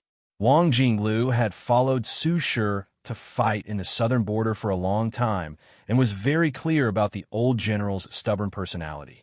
In addition, the Tang Empire valued martial arts, and the military had a special status, so he was not worried about the academy's reaction. That old man was involved in a murder case in Chang and more than a decade ago. The West Hill Divine Palace accused him of betraying Hao Yin, and the whole world was searching for him. However, he lived with you in the old brush pen shop for many days. I want to ask you. Wang Jinglu was slightly startled and stopped asking because he found that Song Song's head was pressed against the thick quilt. It seemed that she had no intention of listening to his question, let alone answering it. He said with slight annoyance, "You are just a handmaiden. Don't expect your young master, or even the academy, to stand up for a handmaiden. I don't want to make things difficult for you, as long as you can clearly explain your relationship with that old man." Sang Sing looked up at him and said, "I can't say." Wang Jinglu was slightly surprised and asked, "Why?" Sang Sang said, "Young master warned me when I was young that I can't answer questions from strangers." Wang Jinglu did not know what to say. At this moment, a calm and dignified voice sounded in the garden. "Little girl, there are some questions that you have to answer." A yellow oiled paper umbrella appeared in the Chong and local government. There were fine snowflakes on the umbrella. The person who said this was not the Taoist under the umbrella, but an official in red beside the umbrella. Wang Jinglu frowned slightly. In the past, when he was a visiting official in the prince's mansion, he did not know much about the powerhouses in the imperial court. On that rainy night, he could not guess the identity of Master Yensei at all. Now that he was a member of the imperial court, he knew a lot of things, so he easily recognized the identity of these two people. The official in red was Zhuge Warren, the highest official of the Imperial Center Administration of the Tang Empire. The Taoist holding the yellow oiled paper umbrella was He Ming-chi, the disciple of the nation Masterly Qingshan. The appearance of these two people at the same time was enough to represent the cultivators in the imperial court. Wang Jinglu did not expect that there would be other people in the imperial court who were interested in this thin and dark maidservant other than the solitary and respected General Su Shi. If they dared to be interested, did they not know who the owner of the old brush pen shop was?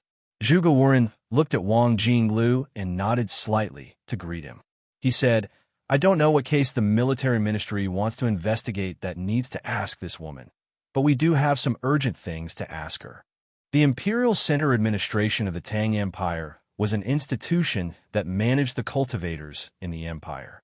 It had a very close relationship with the military and the South School of Haoyin Taoism. The chief Zhuge Warren had always been extremely mysterious. It was said that this official did not know how to cultivate at all. At this time, Wang Jinglu did not feel any aura from him, but he became more vigilant. An official who did not know how to cultivate was able to control so many powerful cultivators in the imperial court and the military. Apart from the power of the Tang Empire itself, this kind of person was undoubtedly a very important person. He Ming-chi closed the yellow paper umbrella and looked at Wang Jinglu. He explained softly, "Lord Zhuge and I went to Lin 47th Street.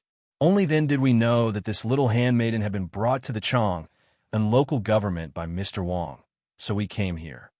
Wang Jinglu said, "I wonder what Lord Zhuge wants to ask." Zhuge Warren said coldly, "Of course it's something you can't listen to."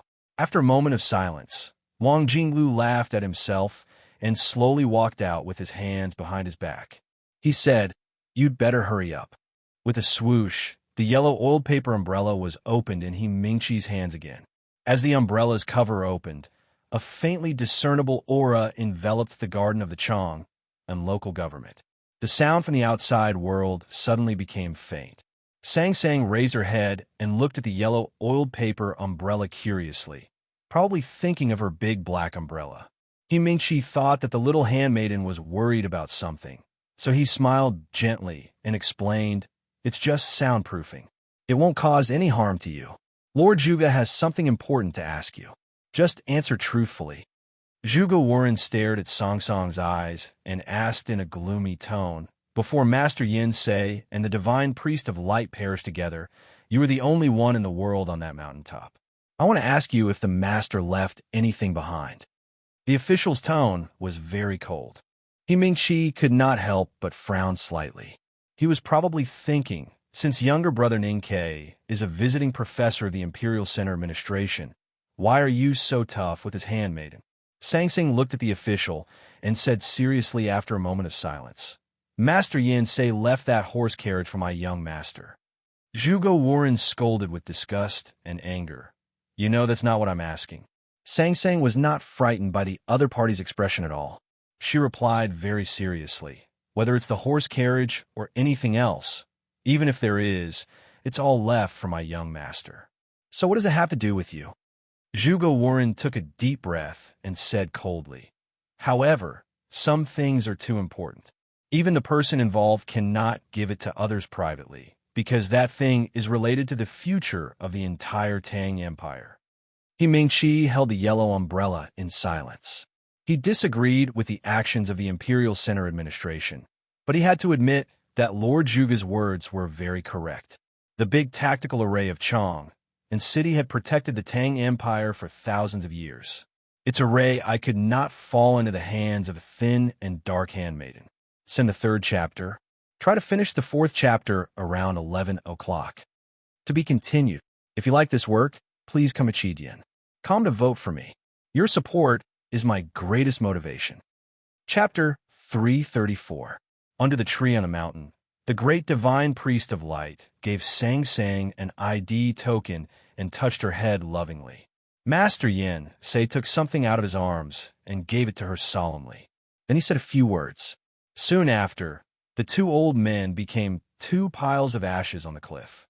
Sang Sang certainly would not forget those details, so she knew what the official wanted, but she could pretend not to understand.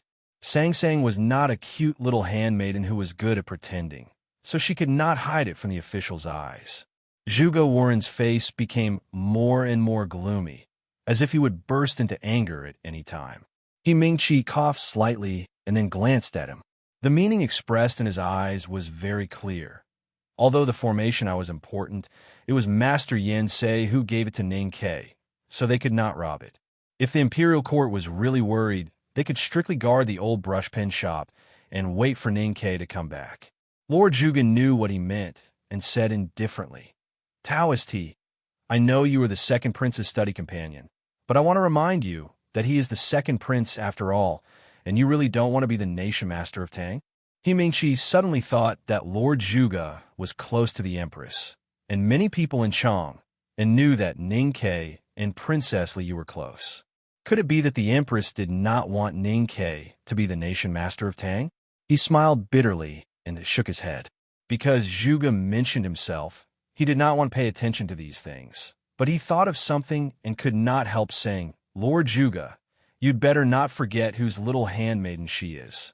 Zhuge Warren was silent for a moment, and a flash of determination flashed in his eyes. He said, This concerns the safety of the empire. I think even the Academy will agree with me. Moreover, I have never disrespected Mr. 13. Will the Academy be angry by interrogating a maidservant? Then I would like to ask, is it empty talk that the Academy does not interfere in the imperial court? He looked at Sang Sang and said indifferently, You must hand over the things left by Master Yin Sei and the divine priest of light. At this time, Wang Jinglu returned to the garden, looked at the 2, and asked coldly, Are you done? I want to take her back to the military ministry. He Mingqi looked at him in confusion and asked, General, what do you want to ask about this little maidservant? Wang Jinglu replied, The divine priest of light and the Chong and city murder case 14 years ago. He Mingqi was silent and slowly closed the yellow oiled paper umbrella. Zhuge Warren said indifferently, Please tell General Su Shi that apart from questioning the case, we also want this little maidservant. The prince has already entered the palace to ask His Majesty for a decree. The West Hill Divine Palace wants to take her back to Peach Mountain.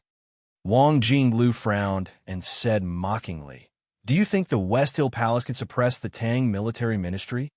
Zhuge Warren frowned and said, According Tang, the military ministry of Tang military ministry, the military ministry of priest of the military Zingli, just said, and ye priest of Wang, ZLY, minister of the emperor, WLY Wang of Shi's.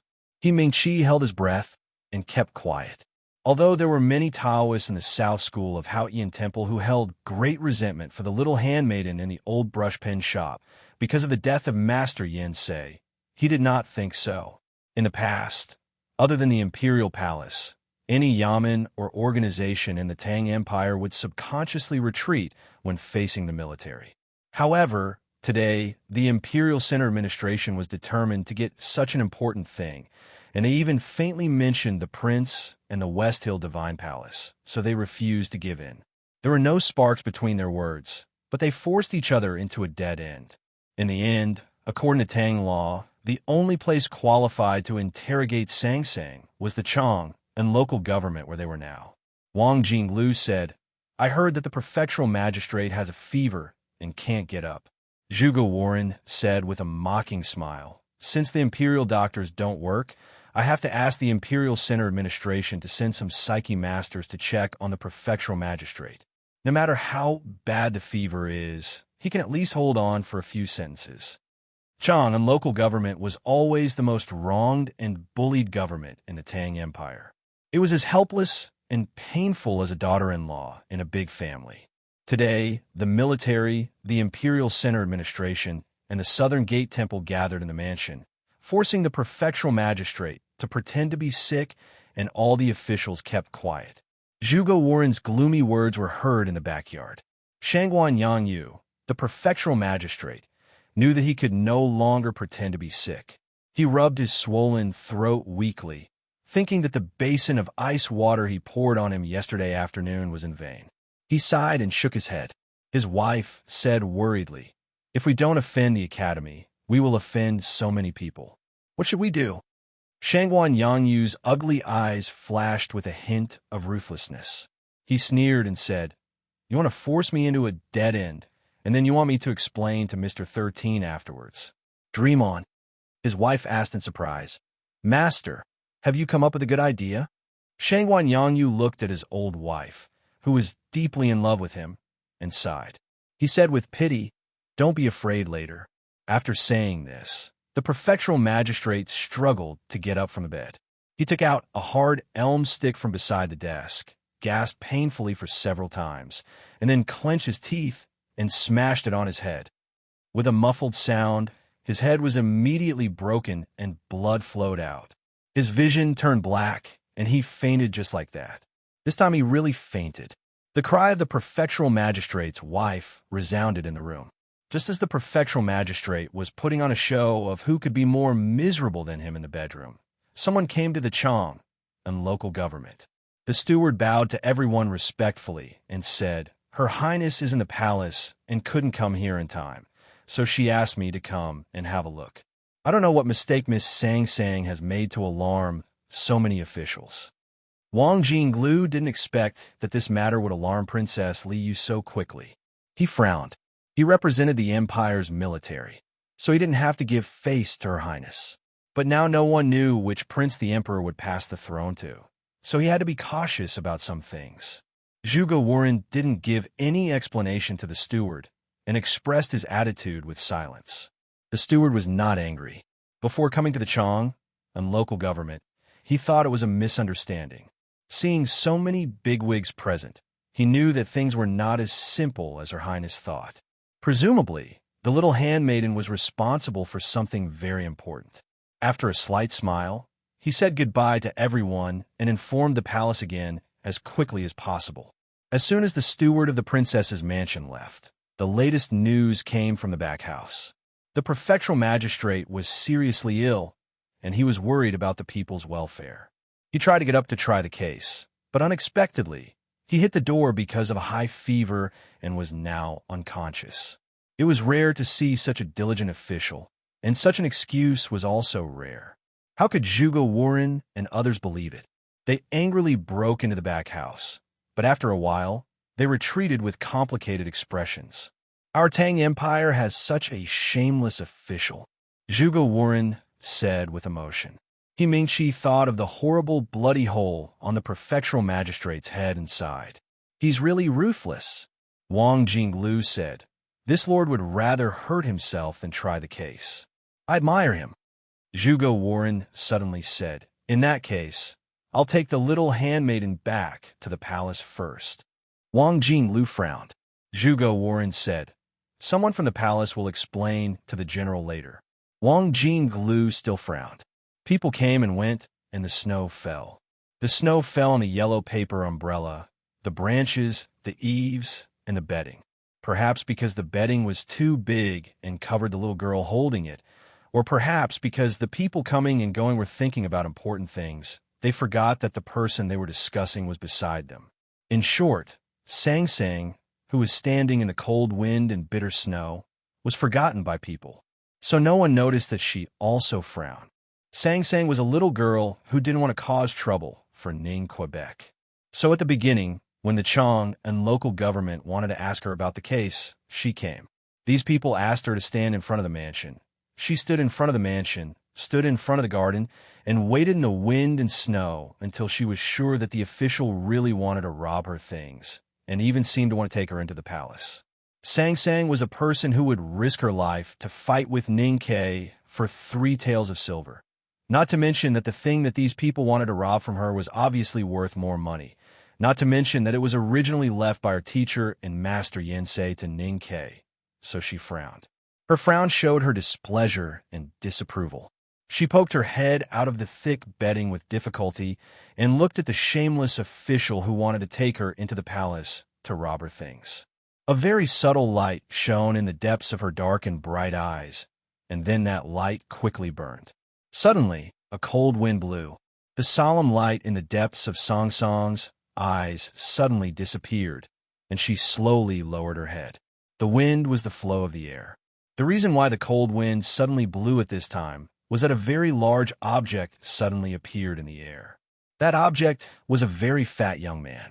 The young man was so fat that he appeared in the garden with a breath of the winter wind, and then quickly dispersed the winter wind, bringing a sense of warmth to everyone present, just like his delicate and lovely eyebrows. It seems to be very lively here. Sang Sang looked up at him and nodded gently to greet him. The fat young man looked at the 3 people present and said, "If the Chong and prefectural magistrate dares to try the case, you can use the law of the Tang Empire to interrogate Sang Sang. If the Chong and prefectural magistrate keeps lying in bed, don't come out and make a fool of yourself." Zhuge Warren's face was stern. He looked at the man and shouted in a deep voice, "Who are you? How dare you speak so boldly?" The fat young man didn't bother to pay attention to these people. He took the bedding in Sang Sang's arms and said, "Let's go." Sang Sang obediently followed him and prepared to leave, just as obediently as when she came. Wang Jinglu didn't know who the fat young man was, but he vaguely guessed his identity. Looking at the back of the fat young man, he couldn't help but feel a little excited. He flicked his sleeves and took a step forward. The fat young man stopped and looked back at him. A faint aura instantly crossed the distance between the two of them. The lingering breeze was not disturbed, and the slowly falling snowflakes were not trembling, but Wang Jinglu's body trembled violently. Wang Jinglu's eyes became more and more excited. His right hand, hanging by his side, trembled slightly, as if he was holding a virtual sword. The fat young man looked at his right hand and frowned slightly. He moved the bedding to his left shoulder with some difficulty, and then casually raised his right hand and stretched out his index finger to press down on Wang Jinglu from afar. With this press, Wang Jinglu's chest and abdomen suddenly sank, as if he had been hit by an invisible giant hammer. He suddenly hit the wall behind him, and there was a shocked and frightened voice among the dust and gravel. The non-boundary spirit, the natural stream magical finger. The snowflakes and dust gradually subsided. The fat young man looked at Wang Jinglu, who was under the broken wall with blood dripping from the corner of his mouth, and shook his head in boredom. Even if it's the invincible realm below knowing destiny. After all, it's only the invincible realm below knowing destiny. There is still a 5th chapter, but the time is not set. I will write it as soon as possible. See you later. I will continue to ask for monthly votes. At this time, it's really a waste not to ask for them. Thank you, everyone. To be continued. If you like this work, please come to vote for me. Your support is my greatest motivation. Chapter 335. Even if he was invincible below the knowing destiny state, he was still invincible below the knowing destiny state. It was a simple and even a little repetitive, but if one were to think about it carefully, there would be many other meanings. That kind of meaning was the strong confidence hidden under the calmness and indifference. Because only grand cultivators who had entered the knowing destiny state were qualified to speak like this. There were countless people in the world who pursued Taoism, but very few could embark on the path of cultivation. Those who could finally enter the knowing destiny state were as few as the morning stars. Those few powerhouses either hid in the depths of the mountain gate of various sects or sat quietly at the top of the imperial court. They rarely appeared in front of the world. But today, such a person had appeared in the Chong and local government. Zhuge Warren looked at the young fat man in front of him with a very strange expression.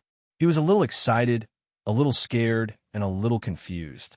As the highest official of the Imperial Center Administration, he often visited the Nation Master and Master Huangyang. He should be the person in the secular world who had seen the most grand cultivators in the knowing destiny state. However, he was still very shocked at this time because he could not imagine how someone could enter the knowing destiny state at such a young age. Even Prince Long Qing, who was the most valued by Haotian Taoism, and Wang Jinglu, who was placed high hopes on by the Tang court, was only considered to have a high chance of entering the knowing destiny state. But this young fat man in front of him had easily crossed the threshold and sent Wang Jinglu flying into the wall from a distance. After a while, Zhuge Warren finally came to his senses. There was only one place in the world where such an incredible cultivation thing could happen, and that was the academy in the south of Chong and City. Considering Ning Kei's identity as a student of the second floor of the academy, the origin of the young fat man was obvious. He asked in a slightly hoarse voice, "May I ask which teacher you are?" After all, the official had overestimated the academy, so he asked what the young fat man's ranking was. In fact, among all the young cultivators in the current generation, only this young fat man had entered the knowing destiny state a few years ago, whether it was the back of the mountain of the academy, the Jishou Abbey, or the Xiankong Temple. Of course, he was Chun Pipi. Chun Pipi looked at Wang Jinglu, who was struggling to stand up at the foot of the wall. Thinking of the things he had heard in the past, he couldn't help but shake his head and say, "It's natural for a cultivator to be proud and confident, but pride and confidence is not arrogance. I heard that you used to be fat, but now it seems that you don't even have this advantage." After saying this, he moved the thick bedding over his shoulder and was about to leave with Sang Sang. He did not expect Wang Jinglu's voice to ring out behind him again. "If you fight for months without sleep, you will also lose weight." Wang Jinglu wiped the blood from the corner of his lips and looked at his back as he continued. "The academy is not allowed to interfere in court affairs. I didn't expect the second floor to send Mr. 12 to kidnap him today." After hearing his words, Zhuge Warren realized that this fat young man was Mr. 12 from the back of the mountain of the academy. He had asked Chun Pipi before, but Chun Pipi could not be bothered with him. The official's old face could not help but feel a little painful. He suppressed the shock in his heart and said coldly, "Mr. 12, don't you need to give me an explanation?" Chun Pipi looked at him expressionlessly and said, "You bully little girls. Do you think you deserve an explanation from me?" Wang Jinglu took out a handkerchief from his sleeve and covered his lips that kept coughing up blood. He coughed and said, "It seems that the academy really values its own interests more than the world. Are you not even willing to let the imperial court interrogate a little maidservant?" Chun Pipi looked at the three of them and said with disgust, "I hate talking about court affairs in the world. You guys are always thinking about the dragon throne in the palace. Some people want to use this matter to test youngest brother's reaction, and some people even don't want youngest brother to be the nation master. What qualifications do people like you have to represent the world? Who wants to be the nation master? Who cares who sits on the dragon throne? You people are at a different state from the academy, and you see a different world. Don't play these boring tricks. You always learn from those rural women and think about whether the empress dips her green onion pancakes in sauce. It will only make people laugh." Chun Pipi didn't use any heavy words in his speech. He simply described the insurmountable gap between them, which naturally revealed an unquestionable sense of superiority and condescension. Lord Zhuge was trembling with anger. He Mingshi thought silently, with a bitter and complicated smile on his lips. Only Wang Jinglu looked at him thoughtfully and seemed to think of something else because of his words. Chun Pippi looked at the three of them and thought that youngest brother was not in Chang'an now. Otherwise, if he knew that someone in the imperial court dared to bully the little maidservant that he treasured more than money, who knew what kind of tragedy would happen?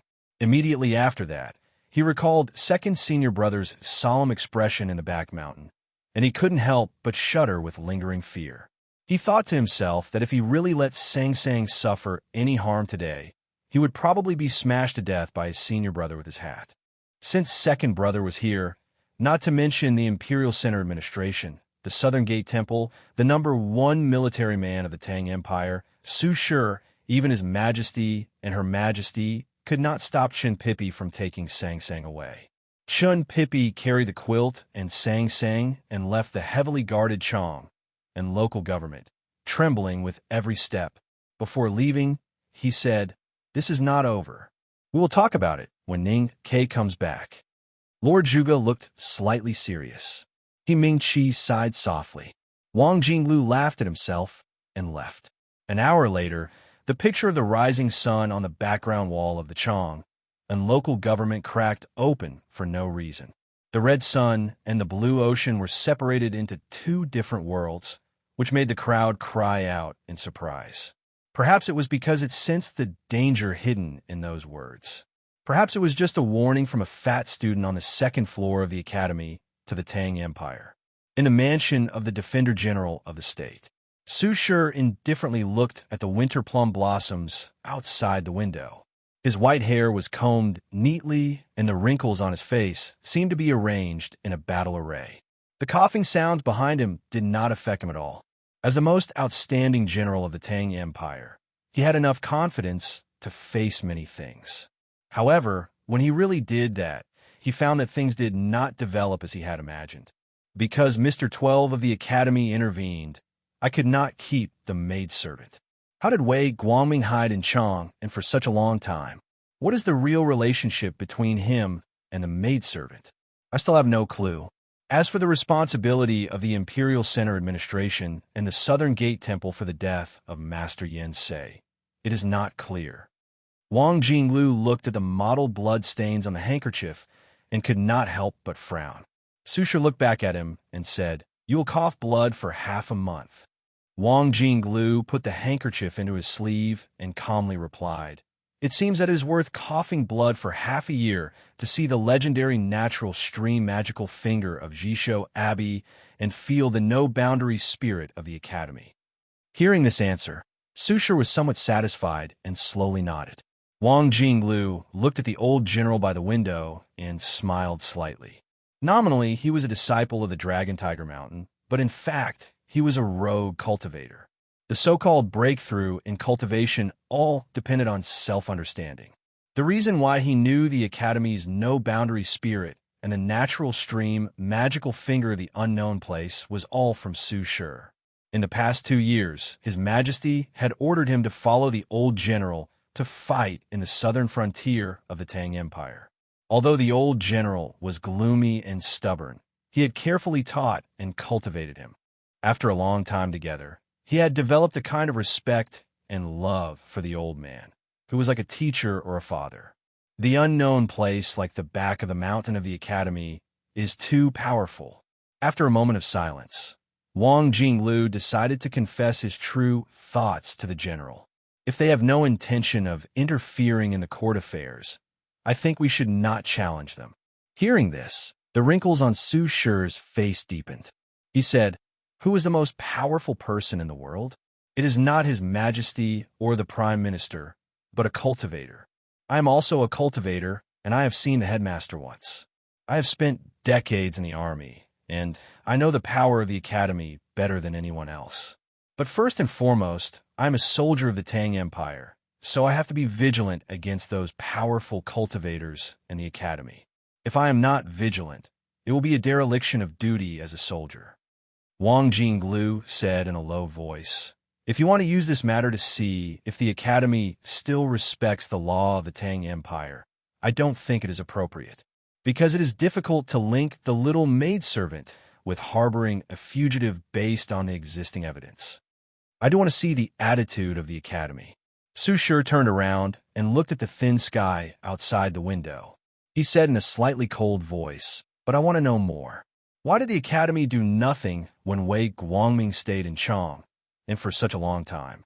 What is the relationship between the little maidservant and Wei Guangming? What does this matter have to do with him?" Wang Jinglu frowned slightly and shook his head. He said, "This kind of vigilance seems very unreasonable." Su Shi said, "As a Tang, no one is willing to provoke the Academy. But this time, so many people want to do something at the same time. First, it is because the maidservant is of a lowly status. Even if they do something to her, it will not affect the foundation of the Academy. She is the best target. Second, the civil and military officials in the imperial court and even some nobles in the palace have begun to be vigilant against the Academy, just like me." Wang Jinglu still could not understand why this vigilance against the Academy came from. Su Shi said, "Why are so many people in the imperial court wary of the Academy? Because this world is made up of the supermundane world and the secular world. Everything in the secular world has always been controlled by the supermundane world. The emperor of the Yulin kingdom must be appointed by the elder of the White Tower Temple. The emperors of other countries in the world must be approved by the West Hill Divine Palace. Therefore, the Taoist hierarch and the three gods on Peach Mountain are the real masters of this world. Behind them are the unknown places of Buddhism and Taoism. If they can communicate with each other, they will be sages. If they can communicate with each other, they will need to enter the secular world. But why does the Academy have to enter the secular world?" Wang Jinglu finally understood. In this cold winter, his back was instantly soaked with sweat. Since they were all in the human world, there was no such thing as outside the human world. Except for the Tang Empire, the rest of the world had been controlled by cultivators. If the Academy also wanted to interfere in the human world like the West Hill Divine Palace, who could stop them? The Academy cannot interfere with the imperial court. This is an iron law set by the headmaster. He seemed to suppress the uneasiness in his heart and said in a hoarse voice, "If the Academy really wanted to act like the West Hill Divine Palace, it would have done so over the years." Su Shi looked at the dim sun outside the clouds. His eyes shone with a dim light. He said slowly, "I have never doubted the headmaster of the Academy. But you have to know that no matter how great a man is, he will die of old age one day. Once the headmaster leaves this world, what if the people in the back of the mountain of the Academy are not willing to be left out? If they start to interfere with the imperial court, the imperial power will fall and the country will no longer be a country. Will the Tang Empire still be the Tang Empire today? Now that we have confirmed that Ning Ke is the one who entered the secular world from the Academy would not have agreed to let him go to the frontier fortress and the wilderness. I have seen his resume in the military ministry. I have to admit that he is an excellent soldier. But the more he is, the more I am vigilant. Because an excellent soldier must be cold-blooded and ruthless. He must also have ambition. Whether it is for military achievements or territory, that kind of ambition is like a wildfire that cannot be extinguished. Su Shi said in a low voice, "The Tang Empire has been strong for thousands of years because we are not like those poor worms crawling at the feet of the divine hall. We are always in awe of the people outside the secular world. We have always been vigilant and never surrendered. I am so tired. I have written a lot these 2 days. Please pretend that you did not see the rough parts and the missing words. I will try to revise it in a few days. To be continued. If you like this work, please come to Chidian. Come to vote for me. Your support is my biggest motivation." Chapter 336. Wang Jinglu shook his head and said, "However, the Academy has existed for thousands of years. If something were to happen, it would have happened hundreds of years ago. I don't think it would have been left in our time." Su Shi said, "That's because there has only been one headmaster in the Academy for thousands of years. Only the headmaster can teach students who are capable of shaking the Tang Empire." Wang Jinglu thought of the natural stream magical finger that the fat young man in the Chang and local government had casually displayed. He lowered his head and said nothing. Su Shi said coldly, "Birth, old age, sickness, and death are the destinies that Hao Yin has arranged for human beings. If the headmaster is still alive, we don't have to worry about him. However, if he is, you must not hand over the safety of Chong and the Tang Empire to Ning, Quebec. I don't care what you do, you must take back the array eye." Wang Jinglu remained silent. He Mingqi's yellow oiled paper umbrella did not completely block his hearing. Moreover, he knew what the Imperial Center administration wanted from the little handmaiden. "Why are you so insistent?" He could not help but ask. Su Shi squinted as he recalled the past. The deep wrinkles on his face were like gullies that had been washed by the rain. He said in a hoarse voice, "Because the Academy once had a madman Ko. I don't want another madman Ning to appear in the world. Any madman may cause the entire Tang Empire to die with them." After saying this, the old general began to cough violently. His painful coughs echoed in the spacious room, like the sound of a war drum on the battlefield that was gradually breaking down. After a long time, he finally straightened his body with difficulty. The Tang Emperor, Li Zhongyi, sat on the couch and looked at his younger brother calmly. He listened carefully to his explanation. Suddenly, he frowned in pain and hurriedly covered his mouth with a handkerchief to stop his coughing. "I don't know why you are so angry. Even if it's because of your friendship with Master Yensei, it doesn't make sense. However, the Imperial Center administration and the Southern Gate Temple asked the little handmaiden not because they are against Ning Ke or the Academy. The key is that those things are too important to be left outside the palace." Princely Peiyin did not notice the pained expression on the emperor's face. However, he did not hear any sound coming from the direction of the couch after explaining seriously for a long time. He could not help but feel a little anxious. He continued, "That little maidservant herself is very strange. The divine priest of light has been with her for so long in the old brushpen shop. I always feel that there is something strange about this matter." He looked up at His Majesty and said seriously, "After being reprimanded by my brother, I have deeply repented and understood the foundation of the Tang Empire. However, I came to the palace at the invitation of the West Hill with a different idea. The Divine Hall wants to summon the little maidservant back to Peach Mountain, and it seems that they have no evil intentions. According to the information of the Imperial Center Administration, the Divine Hall even intends to let the little maidservant inherit the position of the Divine Priest of Light. That little maidservant is a Tang and Ning Ke's maidservant. If she could inherit the position of Great Divine Priest of Light in the future, it would be good for the Empire. That depends on whether Ning Ke is willing or not." The Emperor thought for a moment, then shook his head and waved his hand for Li Peiyin to leave. The dim winter sunlight shone on the smooth gold bricks on the ground, and then on the gorgeous furnishings in the quiet bedchamber, forming hundreds of beautiful dark paintings. His Majesty looked at the vase of plum blossoms in front of the bed, and a smile appeared on his lips. Then he bent down and coughed violently. At this time, the prince had already left the palace, and there was no one else in the palace. As the monarch of a country, he finally did not need to suppress himself, so his cough seemed to be particularly painful, or rather, happy. The golden curtain slightly swayed, and the Empress walked out with a bowl of medicine. She slowly sat beside him, stretched out her plump arm and patted his back, and gently said, "Drink the medicine." The couple in the Tang Palace was really an anomaly among the emperors and empresses in the empire for thousands of years. They had a deep relationship and had never been separated since the death of the former empress. Now there were even no other concubines in the palace, and they stuck together like newlyweds in daily life. The eunuchs and palace maids in the palace had long been accustomed to the way the emperor and empress got along, so they had long been far away during the feeding time. The emperor took the bowl and looked at the black medicine soup in the bowl. He frowned and said, "I'm a little tired of drinking it for so many years." The empress persuaded, "This is the order of the dean. Your Majesty must drink it." The emperor sighed helplessly, took the medicine soup, and drank it in one gulp.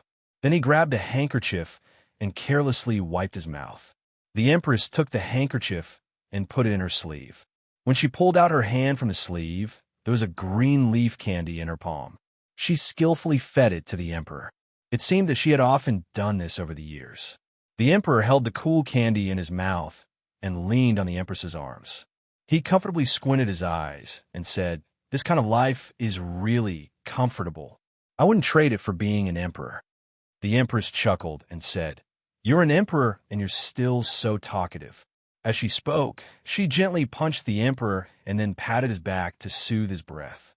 The emperor smiled and said, "I can't be talkative? That's why I said I wouldn't trade it for being an emperor." He thought of Li Peiyan's previous report and raised his eyebrows. He laughed and said, "In comparison, I do envy Ning Quebec. That guy's luckier than me. He can learn from the headmaster of the academy, and he can be talkative. Now it seems that the little maidservant beside him is much better than the girl beside me. At least she doesn't force him to drink medicine every day." Hearing Ning Kei's name, the emperor smiled but did not say anything. The emperor sat up straight and looked at her. He said, "Although I hate that old bastard Wei Guangming to the core, I also admire and respect his ability. Ning Kei's maidservant actually has the opportunity to become his successor. It's really amazing. When there's a chance, summon her to the palace and see what's so special about this little maidservant. At the same time, comfort her. After all, she must have suffered a lot today." Ning Kei won't say anything on the surface, but he must have his own thoughts. The empress nodded and said softly, "I'll arrange it." The emperor looked at her, who was as gentle as usual, and suddenly said, "Let Zhuge resign by himself." The empress was patting his back. When she heard this, her right hand stiffened. Zhuge Warren of the Imperial Center Administration had always fawned on her. This was never a secret in the palace. Then she continued to pat his back and said calmly, "I know." The emperor looked at her eyes and said after a moment of silence, "The imperial court has already reprimanded Tiang City. It's a big crime to mobilize troops without an imperial edict. I wonder how Xiahou is going to explain it to me this time." The empress's eyelashes fluttered slightly. This involved her brother, who loved her the most, and she did not know what else she could do except to remain silent. The emperor looked at her tightly pursed lips and sighed softly. He said, "The devil's doctrine believes in power. They are silent in the world and do not meet Hao Yin. They are the most stubborn and fierce. You have been so stubborn since then, let alone him. I'm afraid Xiahou is still not willing to retreat this time." The empress raised her head and looked at his eyes calmly. She said, "I will write to persuade him." The emperor nodded and said, "That's good." The empress suddenly said, "His Highness said he did not understand why the military was angry. In my opinion, many people in the imperial court are wary of the academy and the academy after the departure of the headmaster. Your Majesty should pay attention to this undercurrent." Before the imperial astronomer made the comment that the country would not be peaceful under the night curtain, the empress was often seen in the imperial study of the Tang Empire reviewing memorials for the emperor. After that, the public pressure of the engagement between Princess Li Yu and the Chan Yu of the Golden Tribe of the Grassland made the empress much quieter. She never dealt with the affairs of the state again. However, when she was in private with the emperor, she would occasionally express her opinions as she did many years ago. The emperor respected his wife's opinion very much because he knew she had the ability to do so. He shook his head and said with a smile, "I will not be wary of the academy. In fact, in my opinion, any Tangs who do not fully trust the academy are not qualified to sit at the top of the empire, because it shows that they do not understand the Tang Empire at all." As for Su Shi, the emperor frowned slightly. He did not have any good way to deal with this hard-working military general. He said, "He is loyal to the country and has made many contributions in the past decades. However, his temperament is a little cold and easily angered. Moreover, his lung disease is getting worse. I don't know how long he will live. It is inevitable for a dying man to see the world in a gloomy light. It is normal for him to be vigilant and uneasy." The empress wanted to say something, but stopped on second thought. There was some worry in her eyes. The emperor held her hand and said with a smile, "You are still young. Our child is still young, so you should not be so gloomy. You must remember that without the headmaster of the academy and the academy, we could not be together. The Academy is as important to the Tang Empire as you are to me. I will never doubt or hesitate." The Empress smiled. Then she tilted her body slightly. When the Emperor wasn't paying attention, she took out the handkerchief she had stuffed in before. Using the light to examine it, she didn't see any bloodstains. Only then did the smile on her face become truly happy. She used to be the saintess of the diabolism and was now the Empress of the Tang Empire. However, she thought that she was just an ordinary woman in the palace. She did not want to think about other things. She only wanted her husband and son to be safe and happy. The Academy's entry into the human realm will make many people vigilant and uneasy. For example, the military generals who have taken protecting the Tang Empire as their mission, because it is the first time that they have found a threat in the world that cannot be solved by force. But for some people in Chang, and the Academy's entry into the human realm is a precious opportunity for them. They can use the Academy's power or attitude to fight for things that they are not sure to get.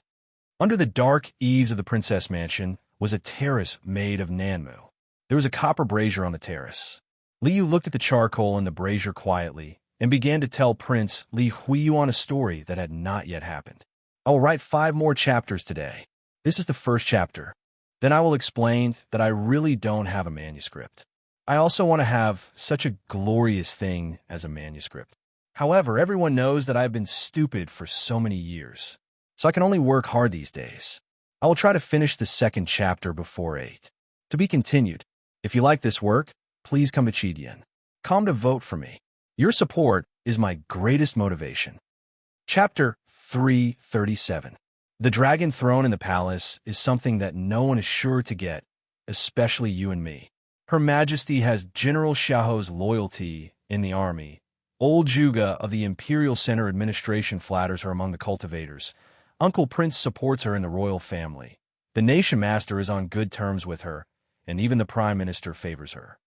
She had already grasped too many things in her hands. She was worried that there would be a change. She was worried that the Academy's entry into the human realm would cause a gust of cold wind to blow into her palms and turn those things into nothingness. This would affect the ownership of the dragon chair. So she was very vigilant. This fear has been lurking in the hearts of many people. Even if she can keep calm, those who are loyal to her can't. That is why these things happen today. And we have nothing. Hua Shangyue and the others are still young. It will be many years before they take over the positions of Su Shi and Xiaoho in the army. Some of the scholars in Chang and have entered the court, but it is still too early for their voices to be heard in the court. So I welcome the Academy's entry into the human realm. Because when the Academy enters the human realm and the day the Tang Empire invades, no matter how many people support the Empress, as long as the Academy clearly conveys its attitude, the ministers, the military, and the cultivators must remain silent. Why can I be sure of the Academy's attitude? Because the Academy's entry into the human realm is Ning Quebec. I know Ning Quebec. Ning K is indifferent and heartless. He may not help me because of the past, and he may even ignore this matter. But there are some things that he must care about. Even if he doesn't care, Sang Sang will care about it. Everyone in Chang and thinks that Sang Sang is just an ordinary maidservant. Interestingly, I know that this is not the truth. Fortunately, I have always liked Sang Sang, and Sang Sang also likes me very much. When I am about to die, Sang Sang will definitely care about me. Then Ning K will have to care about me, and the Academy will also express its attitude. Dear brother, why will I die? Because in the fight for the throne, failure means death.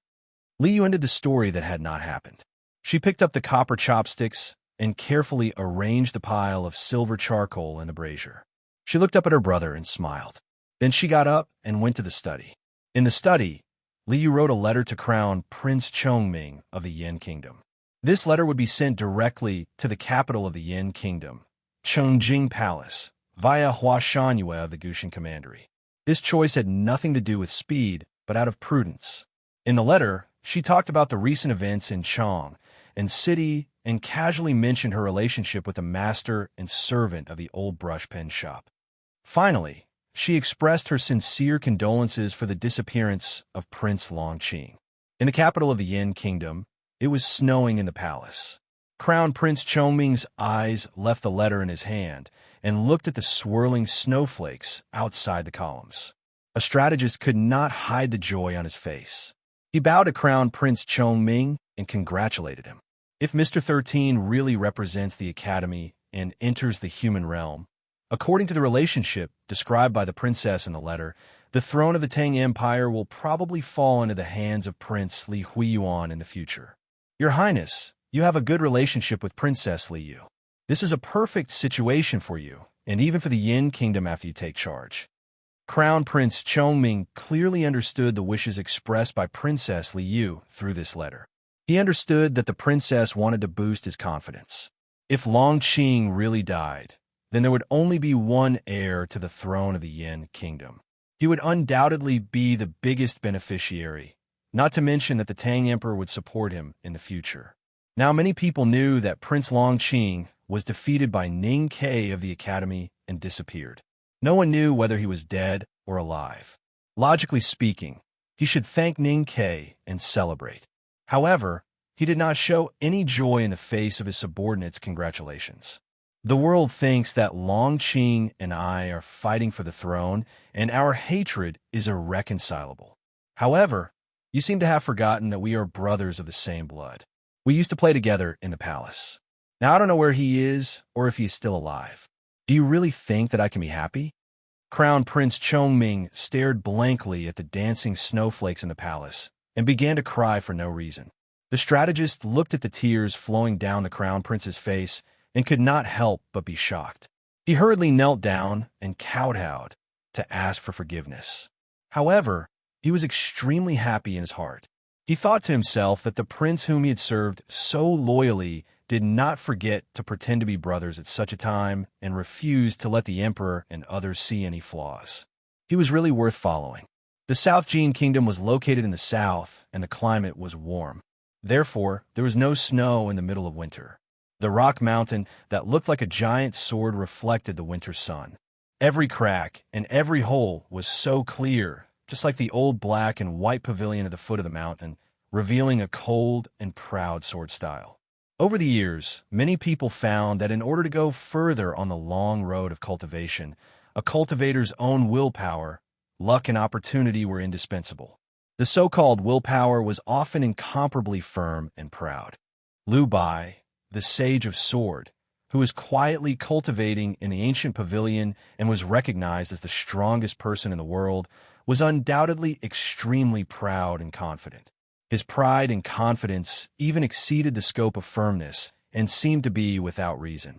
The calm and sharp voice of the sage of sword sounded in the ancient pavilion. This voice seemed to pierce through the clouds and pierce the eardrums of all the disciples. A few months ago, I once said that the shameful people should not come back. Then why did you come back? The disciples of the sword Garrett lowered their heads in shock and uneasiness. They thought that they had accepted the edict of the divine hall to go to the wilderness. These days, they had fought with the grassland people and the desolate man. They were bathed in blood and never retreated. How did they embarrass their sect? In the depths of the black and white ancient pavilion, there was a small green pond and a thatched hut. It turned out that from here to the peak, there was actually a big hole eroded by time. At this time, the sun had moved and the cave was quiet. A man with long hair was sitting under the sunlight. No one could feel the strong aura of this person. However, if someone dared to look directly at his figure, they would soon feel an unbearable pain in their eyes. They might even cry and become blind, because the man's loose hair, the belt around his waist, the hanging sleeves, and even his gaze and back were all swords. This man himself was a sword that could cross the heaven and earth. Go to Chang and then see what kind of person Ning Ke is. Back then, he could kill the disciples of the sword Garrett before he could cultivate. Now that he has become a student of the headmaster of the academy, how much progress will he make? The weakest world wayfarer of the academy in history? I don't believe this. Moreover, as long as he is the world wayfarer of the academy, even the weakest in history is enough to polish your spirit. A young man was kneeling in front of the thatched hut. The man was tall and slender, but he still looked like a big tree when he knelt on the ground. Listening to the sword-like voice of Lu Bai, the sage of Sword by the Pond, his face turned slightly pale. He forced himself to calm down his turbulent sense of perception and said in confusion, "But when I go there, I'm afraid that he has already returned to Chang'an." "So what if he is in Chang'an?" "Yin Se would rather perish together with Wei Guangming than fight me again. Now, I want to see who is stronger, the successor he left behind or my successor. You don't have to worry that the Academy will stop you from challenging him. Since the successor of the Academy wants to enter the human realm, he must be prepared to be challenged continuously and be prepared to be killed at any time. Mr. Ke killed his way through the human realm like this. Now, how can Ning Ke be an exception?" Not long after the New Year, it was the Lantern Festival. At night, Chang'an became a sea of lights.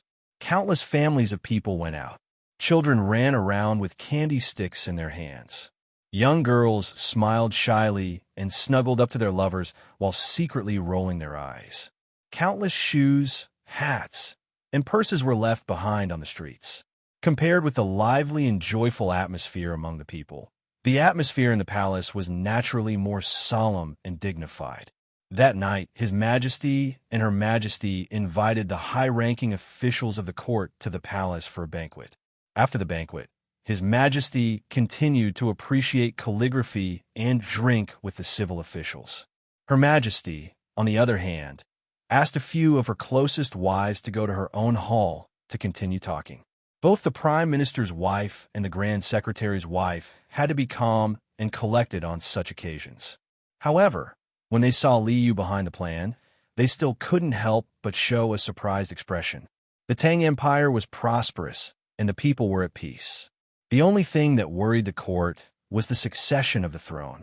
Everyone knew that Her Majesty wanted her son to sit on the throne in the future.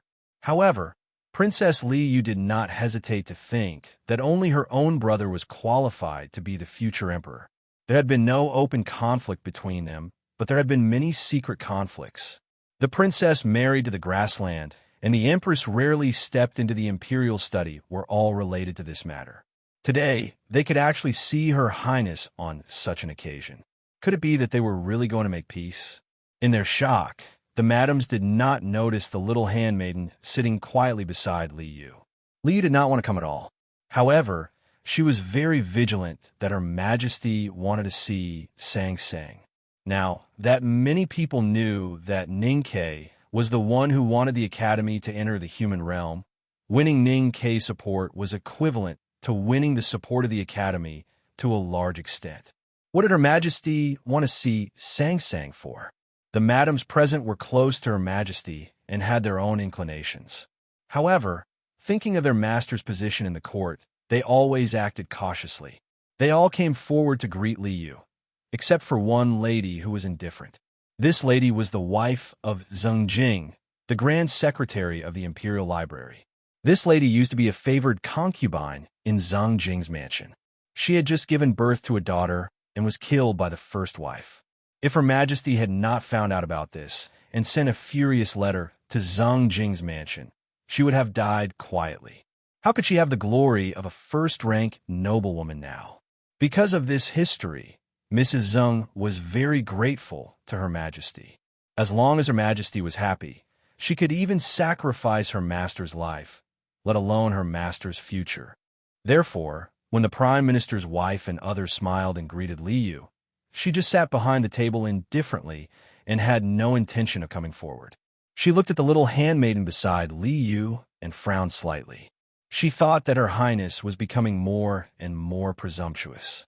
She even dared to bring a handmaiden to Her Majesty's banquet. However, looking at the little handmaiden's slightly tanned face and bright willow-shaped eyes, Mrs. Zheng felt as if she had seen her somewhere before. She felt an inexplicable sense of pity and heartache for her. The writing is getting slower and slower. I don't know when the third chapter will be finished. Continue to ask for monthly votes. I'm almost caught up. I'm so nervous. To be continued. If you like this work, please come come to vote for me. Your support is my greatest motivation. Chapter 338. For the rest of the night, Mrs. Zeng was either immersed in or confused by this inexplicable feeling. When the Empress told a joke, she was no longer the first to laugh and the loudest. When the Prime Minister's wife talked about the interesting things in Chong, and she no longer added fuel to the fire. Instead, she stared at the skinny, dark-skinned handmaiden beside Princess Liu, and the more she stared, the more entranced she became. Her different behavior naturally attracted some people's attention, especially when the noble women noticed that she was staring in the direction of Her Royal Highness. They felt even more strange. The wife of a minister sitting next to her reminded her several times. Seeing that she was still in a daze, she couldn't help but gently bump into her.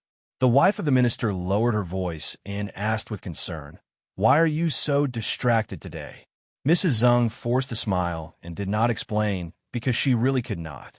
She did not understand why the more she looked at the little handmaiden, the more she felt close to her and the more she doted on her.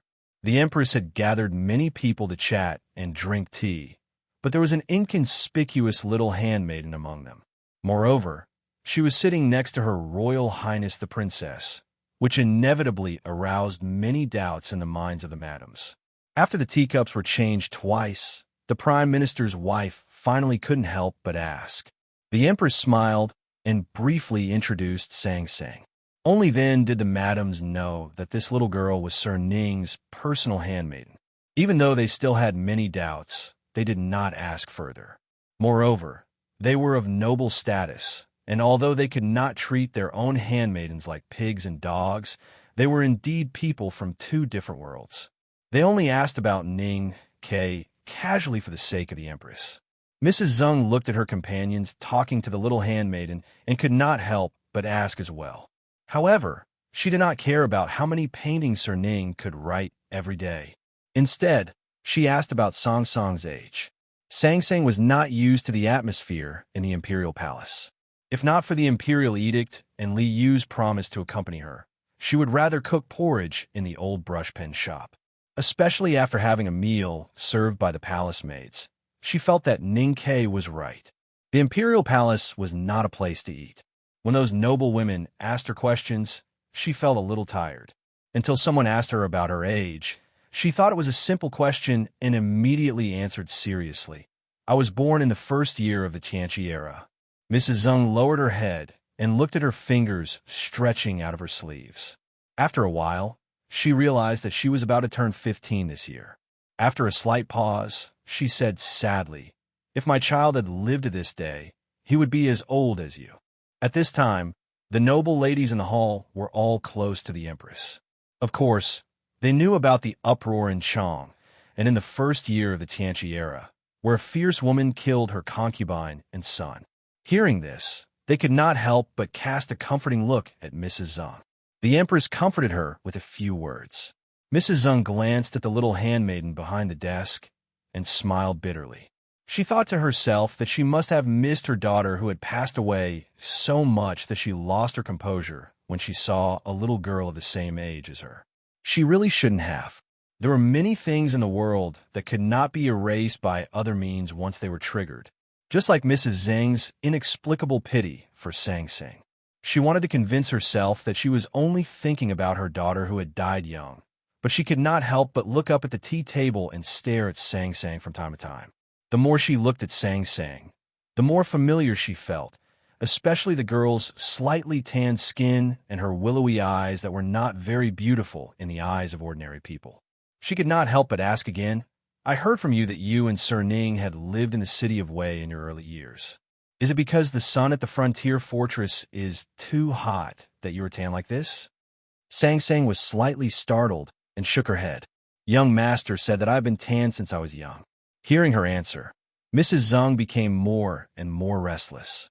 She no longer cared about the strange looks of others and stared at Sang Sang intently, as if she wanted to see what was on her face. The banquet ended and the people left.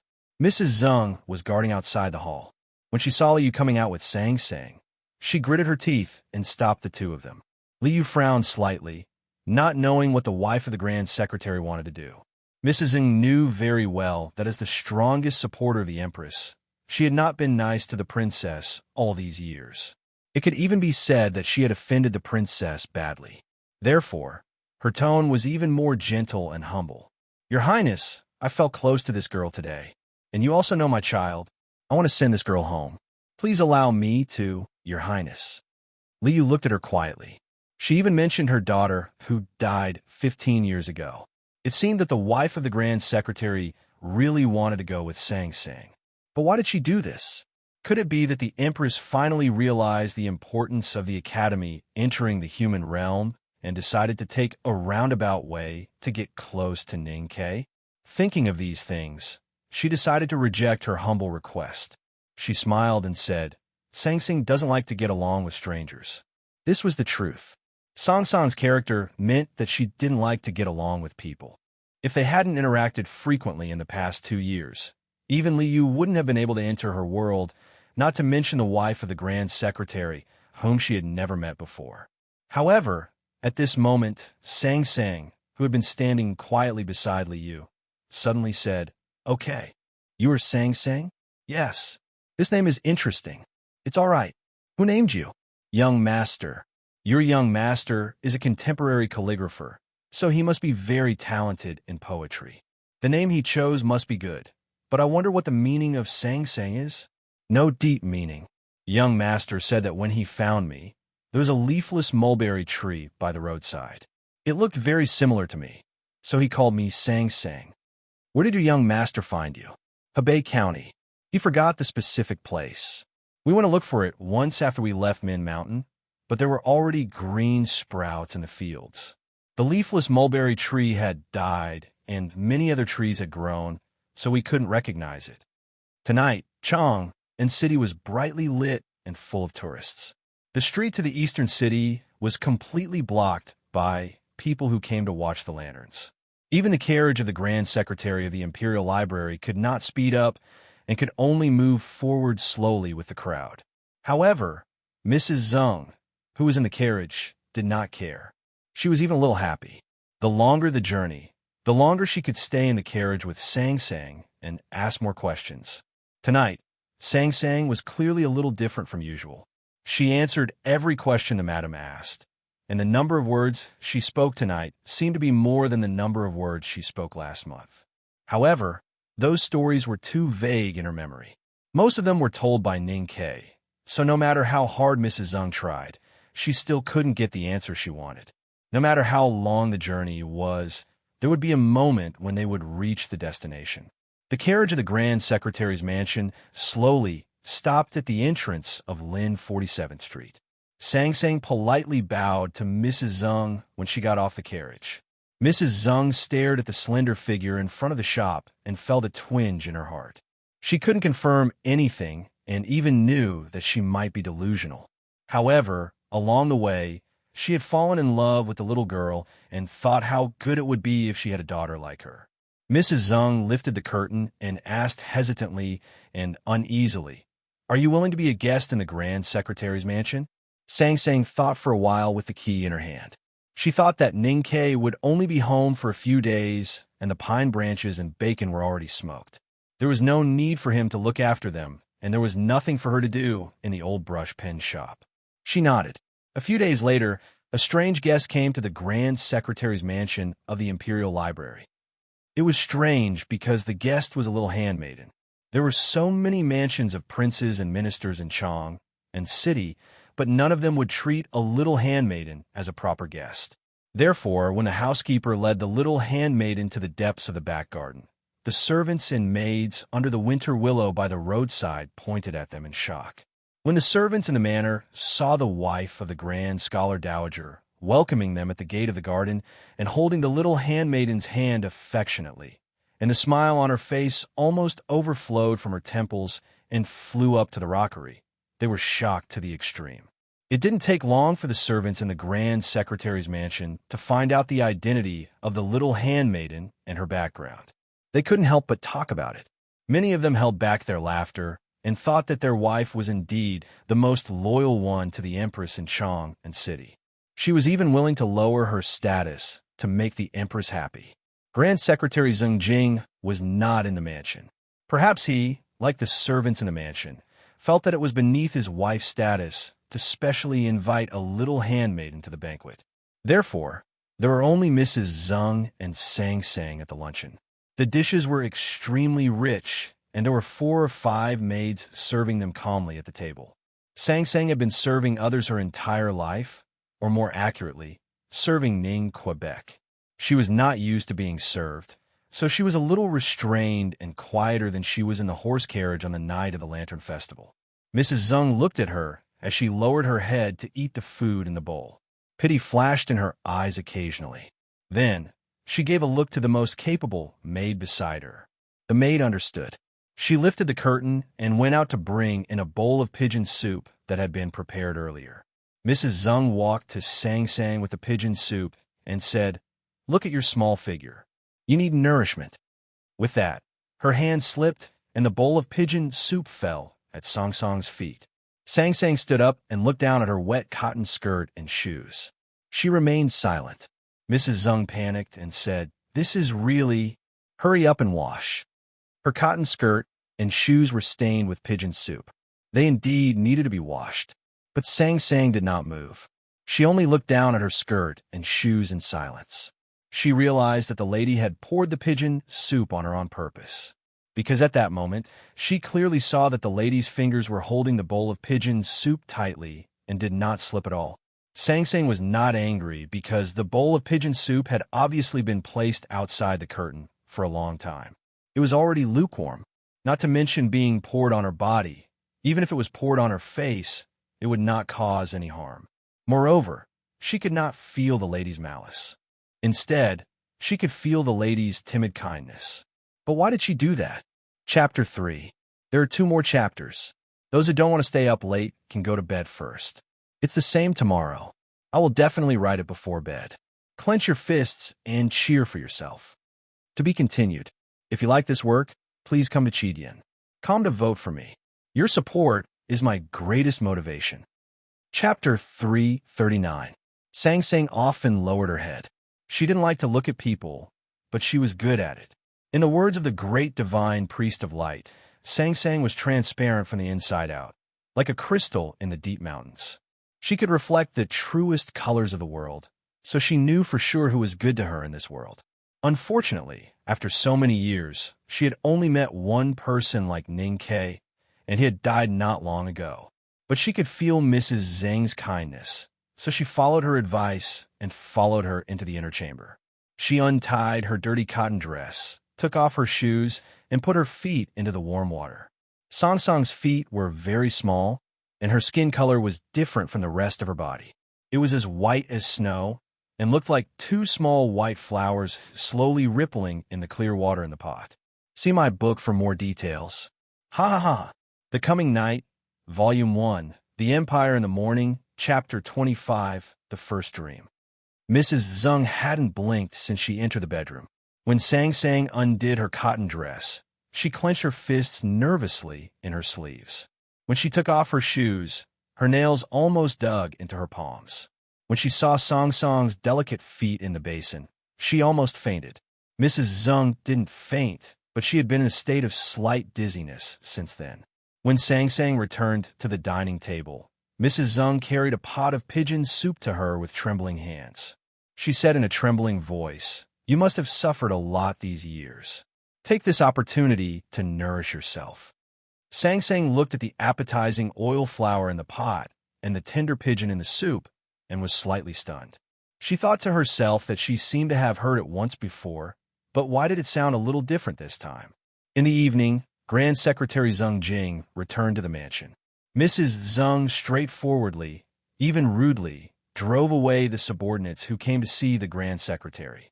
Then, she walked up to him. Before she could say anything, her eyes turned red and 2 streams of tears flowed down her cheeks. Grand Secretary Zeng Jing was also a ruthless man. Otherwise, he wouldn't have taken only one night to divorce his wife from Qinghe County, kill his 3 stewards, and join the Empress's camp. However, he was very clear that his current position in the court depended on Foreign's position in front of the Empress. Adding on the old matters of the past, he had always doted on his wife. Seeing her cry before she spoke, he couldn't help but jump in fright. "Madam, what happened at home?" His voice trembled as he asked. He thought that with Madam's temperament, she would not have lost her composure like this unless it was a tragedy that she could not bear. Mrs. Zeng wiped the tears off her face and forced a smile. "Master, it's a good thing." Zeng Jingyi asked, "What is it?" Mrs. Zeng looked at his face and said with a smile while crying, "I found our daughter." After learning about what had happened in the palace on the night of the Lantern Festival and what had happened in the mansion today, Zeng Jing looked at his wife in disbelief and asked, "You mean that little handmaiden is our daughter? Or are you sure?" Mrs. Zeng glared at him and said, "She is my daughter. Of course I can confirm it." Zeng Jing was also surprised by the sudden news. He stood up and asked, "Do you have proof?" Mrs. Zeng said unhappily, "I already said that she is my daughter. Why do I need proof?" Zeng Jing smiled bitterly and said, "My good wife, don't hide it from your husband anymore. With your temperament, you wouldn't tell me if you didn't have proof. You must have poured the pigeon's soup today on purpose." Mrs. Zeng covered her mouth and laughed. She said, "I really can't hide it from you. I asked Chunlan to cool the pigeon soup so that I could pour it on the child's feet, so that she would take off her shoes and let me see her feet. Guess what? Her feet are still the same as when she was born more than 10 years ago, white and tender like 2 lotus flowers." Zeng Jing was slightly startled and asked, "Other than this, do you have any other proof?" Mrs. Zeng said, "After I gave birth to that poor child next to the woodshed, I was worried that she would be swapped. I checked her carefully before I passed out. There was indeed no birthmark on her body, but her body was as black as charcoal and her feet were white and tender. Isn't this proof? I don't believe that anyone could look like that poor child." Zeng Jing thought of that day that he would remember for the rest of his life. He thought of the blood across the alley and the chaos in his mansion. He remembered that his fierce wife had used the color of the baby girl's body as an excuse to accuse her concubine of giving birth to an evildoer. Then, she had secretly ordered a few stewards to steal the baby girl out of the mansion. Could that little handmaiden from the old brush pen shop really be his long-lost daughter? But shouldn't she have died long ago? He seemed to be thinking of something as his brows relaxed and furrowed, looking very troubled. Mrs. Zeng still felt a dull pain in her palm. She said, "Why are you hesitating, master? Hurry up and inform the Chong and local government. Then think of a way to bring our daughter back." I tried my best not to tell her, thinking that everything would be fine once he came back. I can't bear to see my daughter being someone else's handmaiden for another day. You haven't seen that child. Her little hands are so rough that even I feel flustered when I touch them. I don't know how much she has suffered over the years. I heard from her that she does all the laundry, cooking, boiling water, and making tea in the shop. She even has to repair the shop door when it is broken. People like us don't order their servants around like that. I really don't know what kind of wicked thing her young master is to order her around like a cow. No, I have to go now. As she spoke, she thought of the evil young master of the Sang Sang family. Her tears flowed again, and she could no longer control her emotions. She walked out of the study, looking like she was going to the old brush pen shop to pick up her daughter. "Stop right there," Zeng Jing shouted. After a moment of silence, he frowned and sighed. He said, "It would be easy if our daughter was really a handmaiden in an ordinary family. But do you know who the young master she is serving now is? That Ning Kei is not an ordinary person. He is the legendary owner of the flower-blooming calligraphy. He is highly favored by His Majesty." I just remembered that the name at the beginning of the chicken soup calligraphy was Sang Sang. Mrs. Zeng was slightly startled. She had been distracted when she saw Sang Sang in the palace that night and had forgotten about the Empress's introduction. It was only now that she realized that the immoral thing she had been cursing was not just any son of an unscrupulous official in Chong, but the person that the old master had often mentioned a few days ago. I remember now. The Empress did mention Sir Ning's name. Mrs. Zeng said, "But so what? Even if His Majesty likes his calligraphy, it is only right and proper for us to bring back our daughter. Who would be unscrupulous enough to stop us? I think His Majesty would be happy to see this." Zeng Jing frowned and said, "But do you know Ning Kei's other identity?" "What identity?" "He is a student of the second floor of the academy." Mrs. Zeng asked blankly. there is a second floor of the academy? Zheng Jing said in a low voice. There are many floors in the academy. Mrs. Zheng frowned and did not explain further. What is the second floor? Zheng Jing replied. Those who can study on the second floor of the academy are all core disciples of the headmaster of the academy. Mrs. Zheng was even more confused as to why her master mentioned these completely unrelated things. She asked, "Who is the headmaster of the academy?" Zheng Jing looked at her and shook his head, sighing, "What a foolish woman. The headmaster of the academy is the headmaster of the academy." Hearing the words headmaster of the academy, Mrs. Zheng finally understood the severity of the situation. However, the strong desire to bring back her long-lost daughter was more important than anything else. She said angrily, "Even the headmaster of the academy has to be reasonable.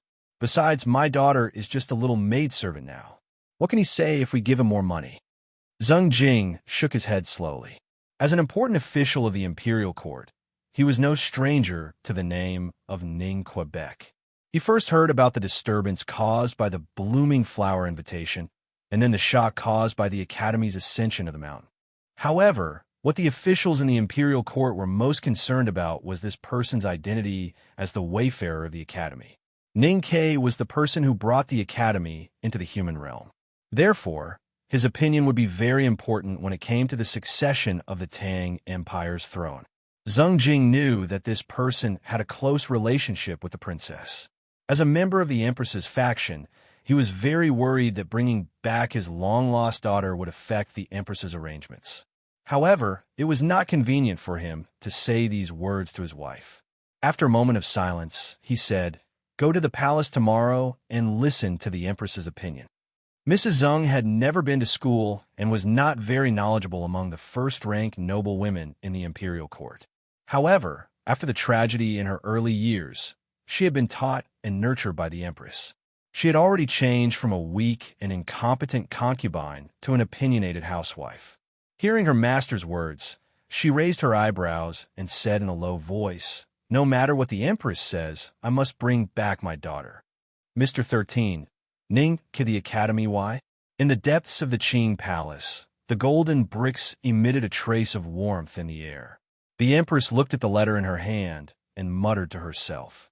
Her beautiful and slightly charming brows could not hide the confusion and vigilance. This letter came from the general's mansion in Tuyang City. In the letter, Xiaohou mentioned some of the recent events in Tuyang City. He also said that he had decided to resign from all the official positions in the army and was ready to retire. He asked her to tell His Majesty his true intentions. Only a few people in the world knew the real relationship between the Empress of the Tang Empire and Xiaohou. The Empress was very clear about the stubborn and unyielding temperament of her brother, who loved her dearly. What did the two people from the academy do in the wilderness in Tuyang City that made him so determined to admit defeat and retire? She was very willing to let her brother stay away from those bloody things. Retiring was also an excellent ending. She was very pleased after reading the letter, but the process of this matter was a little confusing to her. At this moment, Mrs. Zheng arrived. After listening to Mrs. Zheng's tearful and smiling story about Sang Sang, the Empress was silent for a long time. Then, a gentle smile appeared on her lips, and she said, "This is a good thing. This is the 4th chapter. There is still one more chapter. Let me eat a bowl of noodles first." To be continued. If you like this work, please come to vote for me. Your support is my greatest motivation. Chapter 340. In a side hall of the palace, Liu reclined on a soft couch and held a teacup with her fingers. She said mockingly, "When I'm tired, there's a pillow behind me. When I'm thirsty, there's a few cups of tea. It's naturally a good thing that things can be done." The little eunuch in front of her lowered his head and did not dare to reply. Liu was the biological daughter of the former empress. She grew up in the palace and was intelligent and well-behaved. She was favored by many people and gained more respect from the people of the Tang Empire because of her marriage to the grassland. Many people in the imperial court thought highly of her, so no matter what happened inside or outside the palace, she was always the first to know. What else did the empress say? The little eunuch still did not dare to raise his head and reported softly, Her Majesty said that she would support Mrs. Zeng to recognize her daughter. But since Sang Sang has served Ning Ke for so many years, she naturally has feelings for him. She asked the Grand Secretary's mansion not to be impulsive and break off this relationship.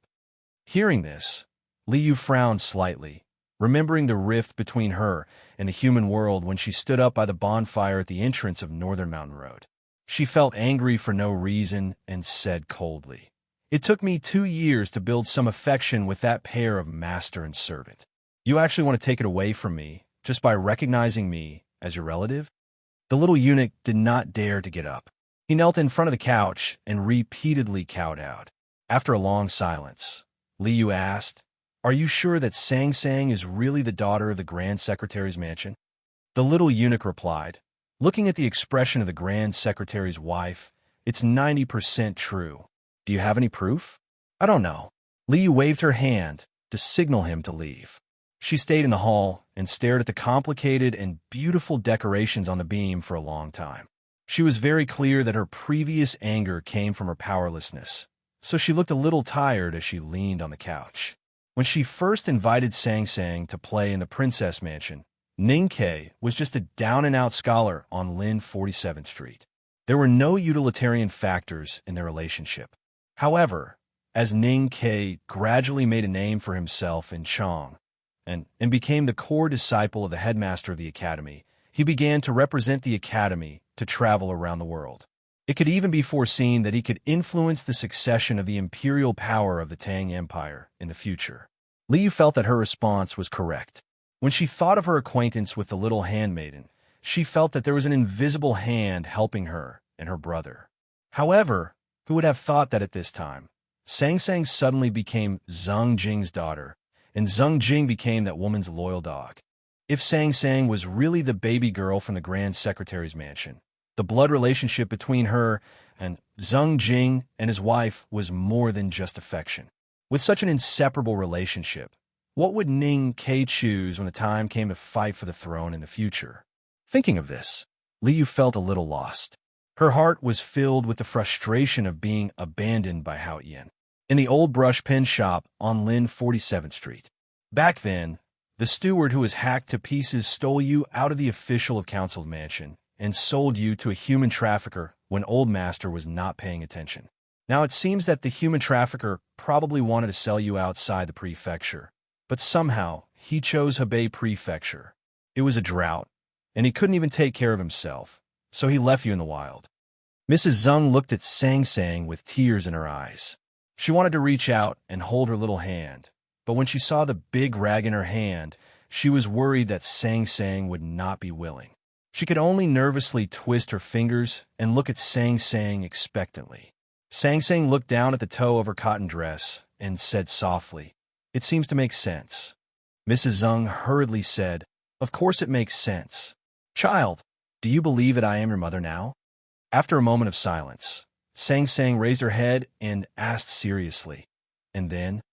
Mrs. Zeng was slightly startled and then said tenderly, "Of course, you will follow us back to the Grand Secretary's mansion. That is your real home. I have already ordered people to prepare your boudoir, and the maids have also been prepared. If you don't like the old ones in the mansion, I will ask the middlemen to bring the maids to the mansion tomorrow for you to choose." Sang Sang frowned slightly. She seemed indifferent because she did not know how to express her emotions at the moment. Grand Secretary Zeng Jing had been silently watching the scene of the mother and daughter reuniting. Although he was indeed quite happy, he was not as excited as his wife, since he had a child with his ex-wife. Especially when he looked at Song Song's slightly dark face, it was easy for him to recall the bloody day and the things that happened afterward. Although it was a blessing in disguise, he still did not like this memory. Moreover, as a high-ranking official of the Tang Empire, he had to pay attention to ethics and seniority. He was a little unhappy to see Sang Sang so indifferent in front of his wife. He said in an indisputable tone, "Go and pack your luggage. Forget it. I think there is nothing worth packing after all these years of wandering outside and suffering. Come back with us directly. As for the household registration, I will ask the Chong and local government to handle it. As for Ning Ke, I will ask the old chancellor to talk to him." There will be no problem, Sang Sang thought to herself. How could it not be worth packing after all these years of wandering outside and suffering? Then, she lowered her head again and looked at the toe of her cotton dress in silence. Her slightly dark face showed that she did not know what to do, because she was really at a loss at the moment. Sang Sang had once imagined what kind of people her parents would be, but it was just a natural association after seeing other people's children have parents. She did not know whether it was because Ning Ke was too competent as a guardian, or because the little handmaiden had too few requirements for this world, but she had never envied others for having parents. The first person she saw when she opened her eyes in this world was Ning Quebec. She had been living with Ning Ke all these years. It could even be said that there was only Ning Ke in her life and no one else. She was not used to the existence of others, but today she found out that she had parents. According to the customs of the world, parents should be the closest people, even closer than Ning Quebec. Didn't that mean that Ning Ke had become someone else? Finding her biological parents should have been a very happy thing. However, when Sang Sang thought that her life with Ning Ke could no longer be the same as before, she did not know where the happiness went. On the contrary, she was not used to it and even had a strong sense of resistance. So she shook her head gently. Mrs. Zeng was slightly stunned and then understood what she meant. She could not believe her eyes. Zeng Jing's face suddenly became serious. He could not understand how someone would be so rebellious as to not recognize her parents. Mrs. Zeng saw his expression and knew that he was about to get angry. She hurriedly stood in front of him and smiled at Sang Sang. She said gently, "I know this is too sudden and it is hard for you to accept it. Why don't you come back with us and we will recognize you as our adopted daughter? I believe that you will believe that I am your mother after a while." Sang Sang looked at her and suddenly smiled. She said, "I know that you will treat me well."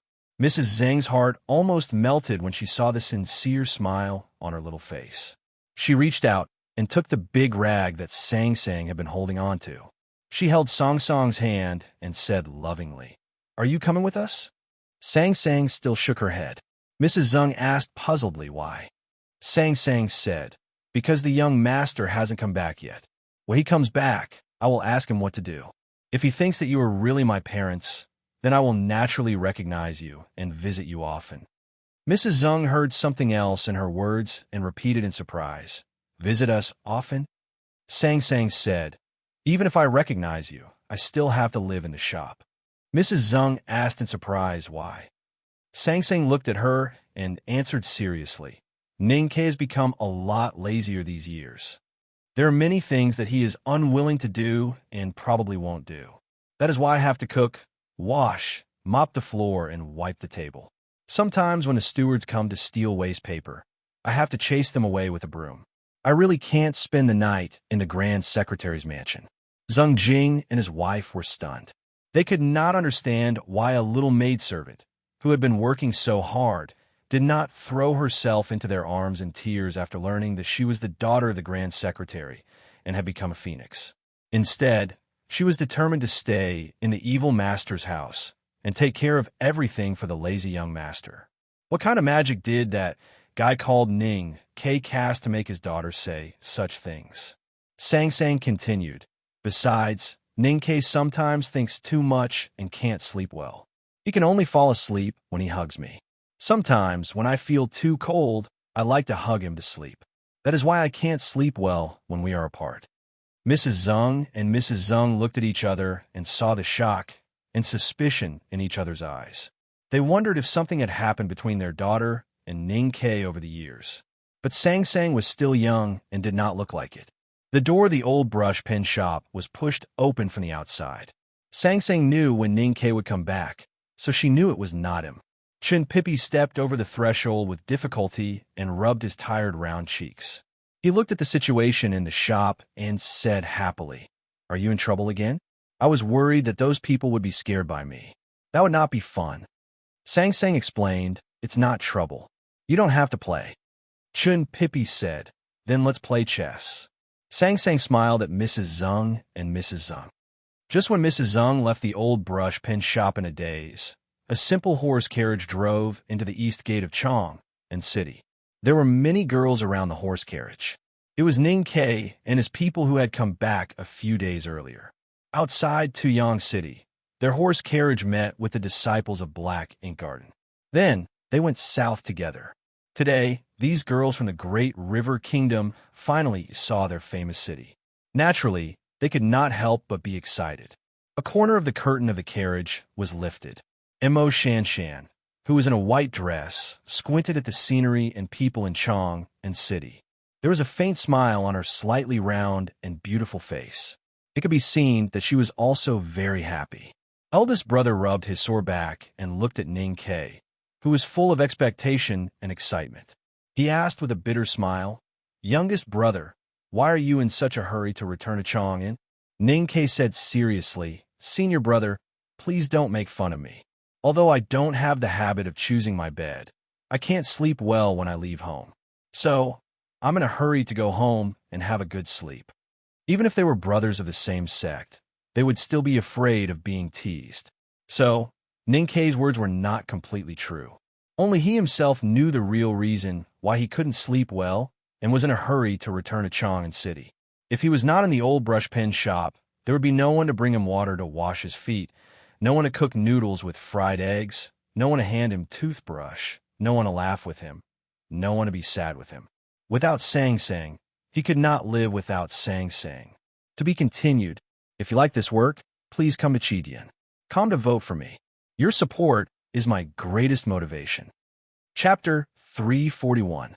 The snow had not faded, and the cold wind was still blowing. It was not yet spring, but the streets of Chong and had begun to emit the fragrance of spring. More than a dozen young girls' voices were like silver bells, and their faces were as pretty as flowers. They looked at the streets and pointed at them, attracting the attention of many passers-by. The girls wore light-colored cardigan dresses with wide, long, and gorgeous belts tied high. Their style was very clear, and the well-informed people of Chong and quickly guessed that they were from the Great River Kingdom. The Tang Empire and the Great River Kingdom had been on good terms for generations, and the people of the two countries had an innate sense of intimacy. However, due to the long distance between the two countries, the number of people from the Great River Kingdom in Chong and had gradually decreased. Today, suddenly seeing so many beautiful girls from the Great River Kingdom and looking at their dresses, the older Tangs could not help but sigh. The old people began to recall the queen of the Great River Kingdom, who came to Chong and incognito to study in the Kaiwa period, and began to tell the young people around them about the bitter love between the queen and the Tang Emperor. The young Tangs were even more excited. They stood under the eaves of the street and waved to the girls from the Great River Kingdom, shouting that they were welcome to Chong'an. Some of the bolder ones even directly caught up with the team, running beside the girls' horses and asking for their names and addresses. Although the Great River Kingdom worshipped the Tang style, the girls in the country were known for their gentleness and chastity. After entering the city, the girls chattered about the osmanthus cake and the Wanyan Temple. When they came to their senses, they felt that they had forgotten themselves, and their faces were hot. Now, being chased by the young Tangs and asked for their names, they were even more embarrassed and lowered their heads. Cat Girl looked at the young man who was panting and running beside the horses and saw the undisguised love and excitement in his eyes. She shyly buried her little face in the fluffy collar and thought to herself, "I'm so young. Why are you so anxious?" Mo Shanshan, who was a little uneasy, smiled at the warm welcome of the Chong and people. She put down the curtain and began to close her eyes to rest. Her sparse and long eyelashes slightly blinked, as if the uneasiness in her heart had not completely disappeared. But why was she uneasy? Ning Ke came to her side, lifted the curtain, and looked out. Most of the academy's students who were practicing at the frontier fortress returned to Chong and City with him.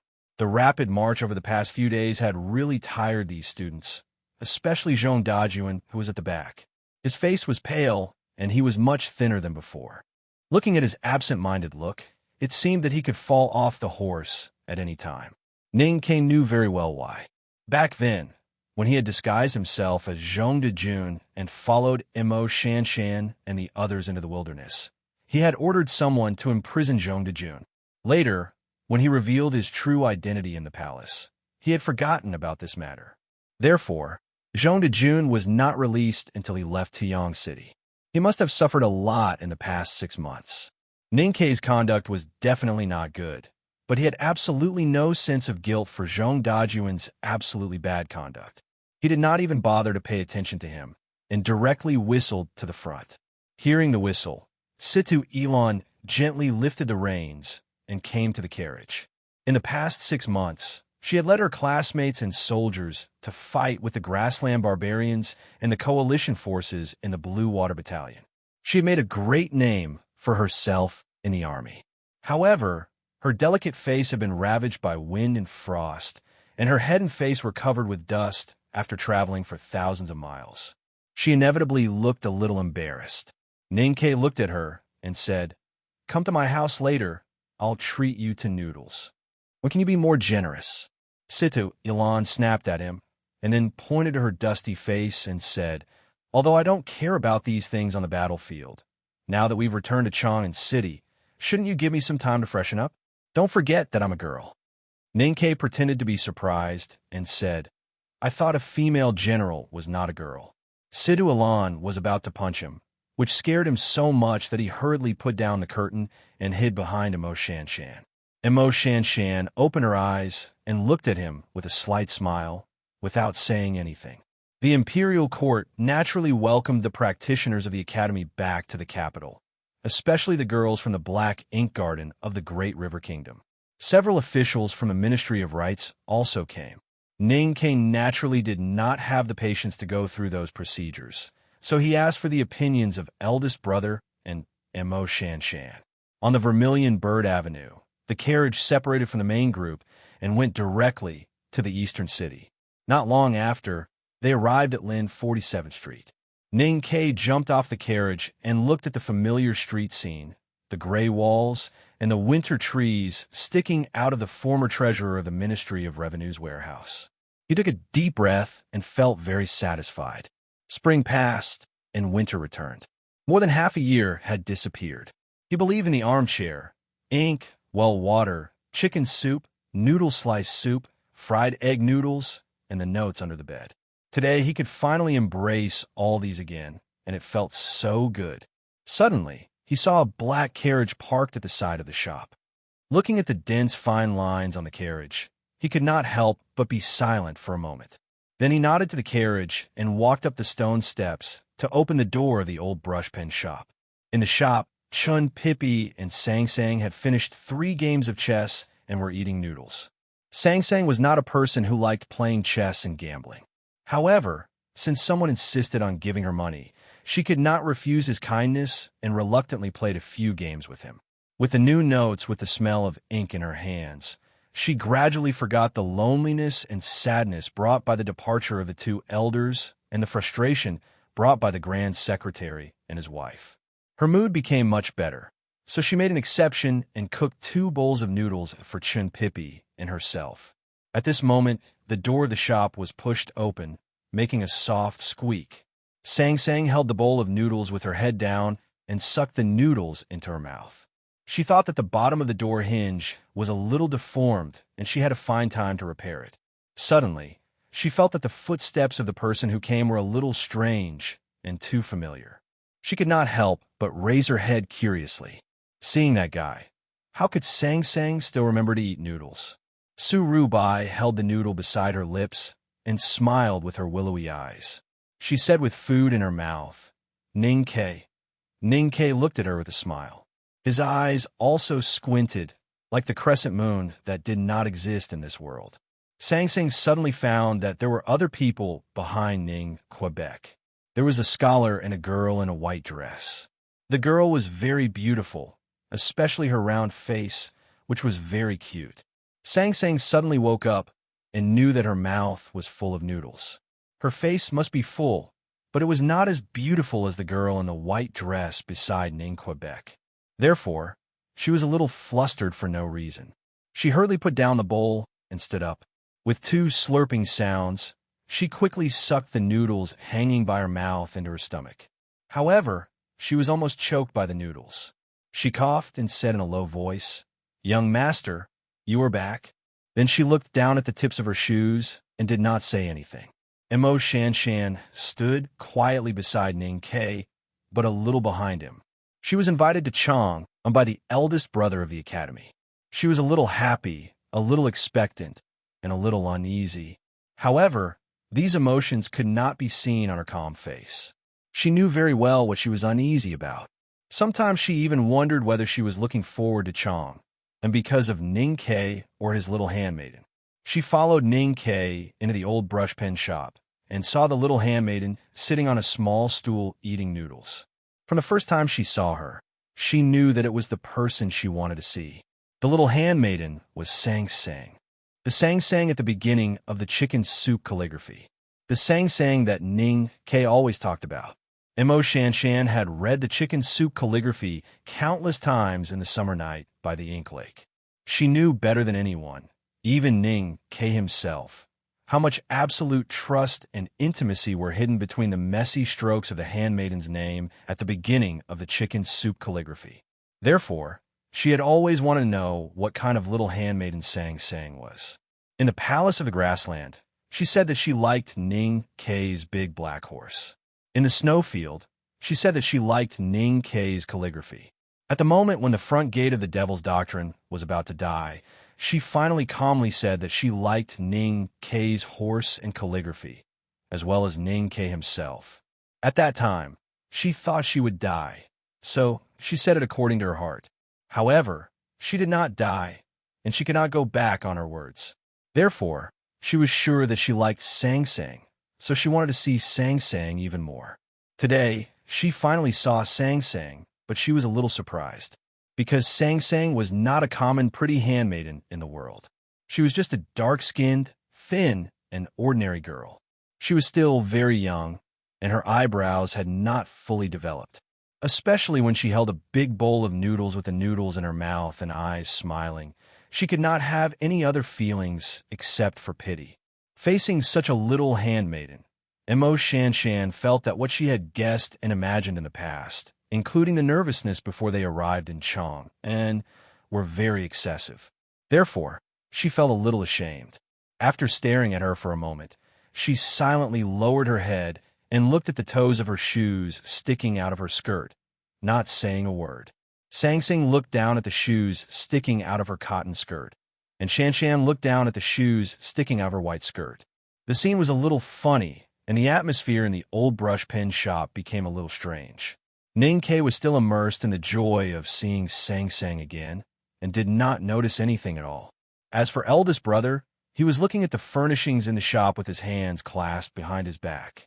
It seemed that he did not notice anything, but in fact he sighed softly in his heart. Sang Sang suddenly came to her senses and hurriedly said, "Guests have come. I'll go make some tea." She bowed to everyone, and then picked up her bowl of noodles on the table. She snatched another bowl from Chun Pippi, who was also in a state of shock, and hurried back to the backyard. Ning Ke looked at her thin back disappearing behind the curtain, a little surprised. Although she looked as busy as usual after not seeing her for a long time, why didn't she come to hug him after such a long time? Whether his mouth was stuffed with noodles or not, Chun Pippi's cheeks were very round and bulging, much rounder than Mo Shanshan's. He came to his senses when the bowl in his hand was snatched away by Sang Sang like a gust of wind. He looked at the scholar with his hands clasped behind his back and hurriedly sucked the noodles into his stomach. He jumped behind the scholar, bowed deeply, and said respectfully, "Greetings, eldest brother." Eldest brother turned around and looked at him pretending to be serious. He could not help shaking his head with a smile and said slowly, "Pippi, now you are no longer the youngest brother in the back mountain. Your words and actions." Before he finished speaking, Chun Pippi opened his arms and held him in his arms. He said happily and indignantly, "Senior brother, you are finally back. I don't know where the headmaster is playing. No one in the back mountain can control second brother. He is tyrannical in the mountain and forced us to learn some ancient etiquette. Senior brothers and sisters are angry, but dare not say anything. 11th brother is almost driven crazy by him, and he stuffs flowers into his mouth. You have to help us." The next chapter may be a little later. I'm a little tired. Thank you for your support. To be continued. If you like this work, please come to Chidian. Come to vote for me. Your support is my greatest motivation. Chapter 342. Ning Ke heard two key points from Chun Pippi's words. First, he said that the headmaster had died somewhere. Secondly, he said that second brother was overbearing and the other senior brothers and sisters dared not to say anything even though they were angry. Then he saw Chun Pippi holding eldest brother in his arms as if he was a treasure. Chun Pippi's fat face was full of expectation and ecstasy, but there was no sense of respect or distance. Then he understood two things. Firstly, neither the headmaster of the academy nor the eldest brother cared much about the academy's back of the mountain, nor did they care about the expressions and attitudes of others. That was why Chun Pippi spoke without restraint and behaved without a sense of distance. The one who was truly terrifying or worthy of respect was the unsmiling second brother. Second, Chun Pippi was really a master of lying. Chun Pippi did not know that Ning Ke was criticizing him. He wiped away the snot and tears on his face and held Ning Ke in his arms. He patted Ning Ke heavily and said, "Youngest brother, you have worked hard. This girl is really beautiful." Ning Ke pushed him away rudely and looked back at Mo Shanshan. He could not help but feel embarrassed. He thought that it was not reasonable to praise someone's beauty at the first meeting. This guy really disgraced the academy's back of the mountain. Chun Pippi was not really lustful. In fact, his understanding of the affairs between men and women was even weaker than Ning Ke's. Otherwise, he would not have been beaten up so badly by Yi Hong Yu, and he would not have expressed his hatred for women in his first letter to Ning Quebec. Therefore, he only thought that Mo Shanshan was beautiful and had no other thoughts. Ning Ke introduced, "This girl is Mo Shanshan from the Great River Kingdom. She is the last disciple of the master of calligrapher, Lord Wang." Chun Pippi was slightly stunned and asked incredulously, "You are the calligraphy addict?" Through the conversation between the academy's brothers, Mo Shanshan had already confirmed that this person was the legendary youngest powerhouse in the knowing destiny state. She was a little surprised and looked at him and nodded. Chun Pippi sucked in a mouthful of cold air and said with a sigh, "No wonder you're so beautiful. But since you and that woman are known as the three addicts of the world, I'd better not provoke you. Do you know that I am a genius among the geniuses in cultivation, the kind of genius to the extreme?" Ning Ke explained helplessly, "Shanshan's eyes are not good. Don't misunderstand." Chun Pippi was stunned and said shamelessly, "Anyway, I don't like people who are similar to Tao Addict." Ning Ke ignored him and asked, "Why are you here?" Chun Pippi said, "Ask Sang Sang yourself." At this time, eldest brother finished his inspection of the old brush pen shop. He looked at them and said slowly, "Didn't youngest brother invite us to dinner? When will it start? I'm a little hungry." As soon as he returned to Chong, and Ning Ke invited eldest brother and Shanshan to the old brush pen shop as guests. He really wanted to thank them for taking care of him along the way. So he wanted them to get in touch with him and enter his real life. Life seemed to be simple and ordinary, but in fact, many of the conversations in the old brush pen shop today were not simple. Eldest brother and Chun Pippi had vaguely revealed some information, but they did not know each other's insistence and judgment, not to mention Ning Ke and the two girls who were involved in the conversation. Perhaps it was because of this that the first formal dinner of the old brush pen shop ended in vain. Sang Sang dawdled in the backyard for a long time. Before the tea was served, eldest brother and the other two left. The black ink garden girls of the Great River Kingdom lived in the VIP department of the Ministry of Rights, and Mo Shanshan was going to meet her fellow disciples there. In Chun Pippi's words, the headmaster of the academy was still playing outside, so eldest brother naturally had to go back to the back of the mountain of the academy to deal with the affairs in the academy. Chun Pippi also left with eldest brother. So when the door of the shop was closed with a slight squeak, the old brush pen shop became a world of Ning Ke and Sang Sang again, quiet and peaceful. Sang Sang steamed a bowl of rice, cooked a bowl of pickled radish and sour bamboo shoots with bacon, and fried a plate of home-cooked vegetables. This was the first meal Ning Ke had after returning to Chang'an. The charcoal basin in the shop was very warm. Ning Ke took off his coat and sat at the table to eat quietly. Sang Sang sat at the other side of the table and ate quietly. From time to time, she would fill a bowl of rice or a bowl of soup for him. No one spoke. After picking up Sang Sang from the pile of corpses by the roadside, the 6 months in the wilderness was the longest separation between the two of them. No matter how long the separation was, it would not make them feel strange to each other. However, Ning Ke always felt a little uncomfortable, especially when he saw Sang Sang gradually growing up.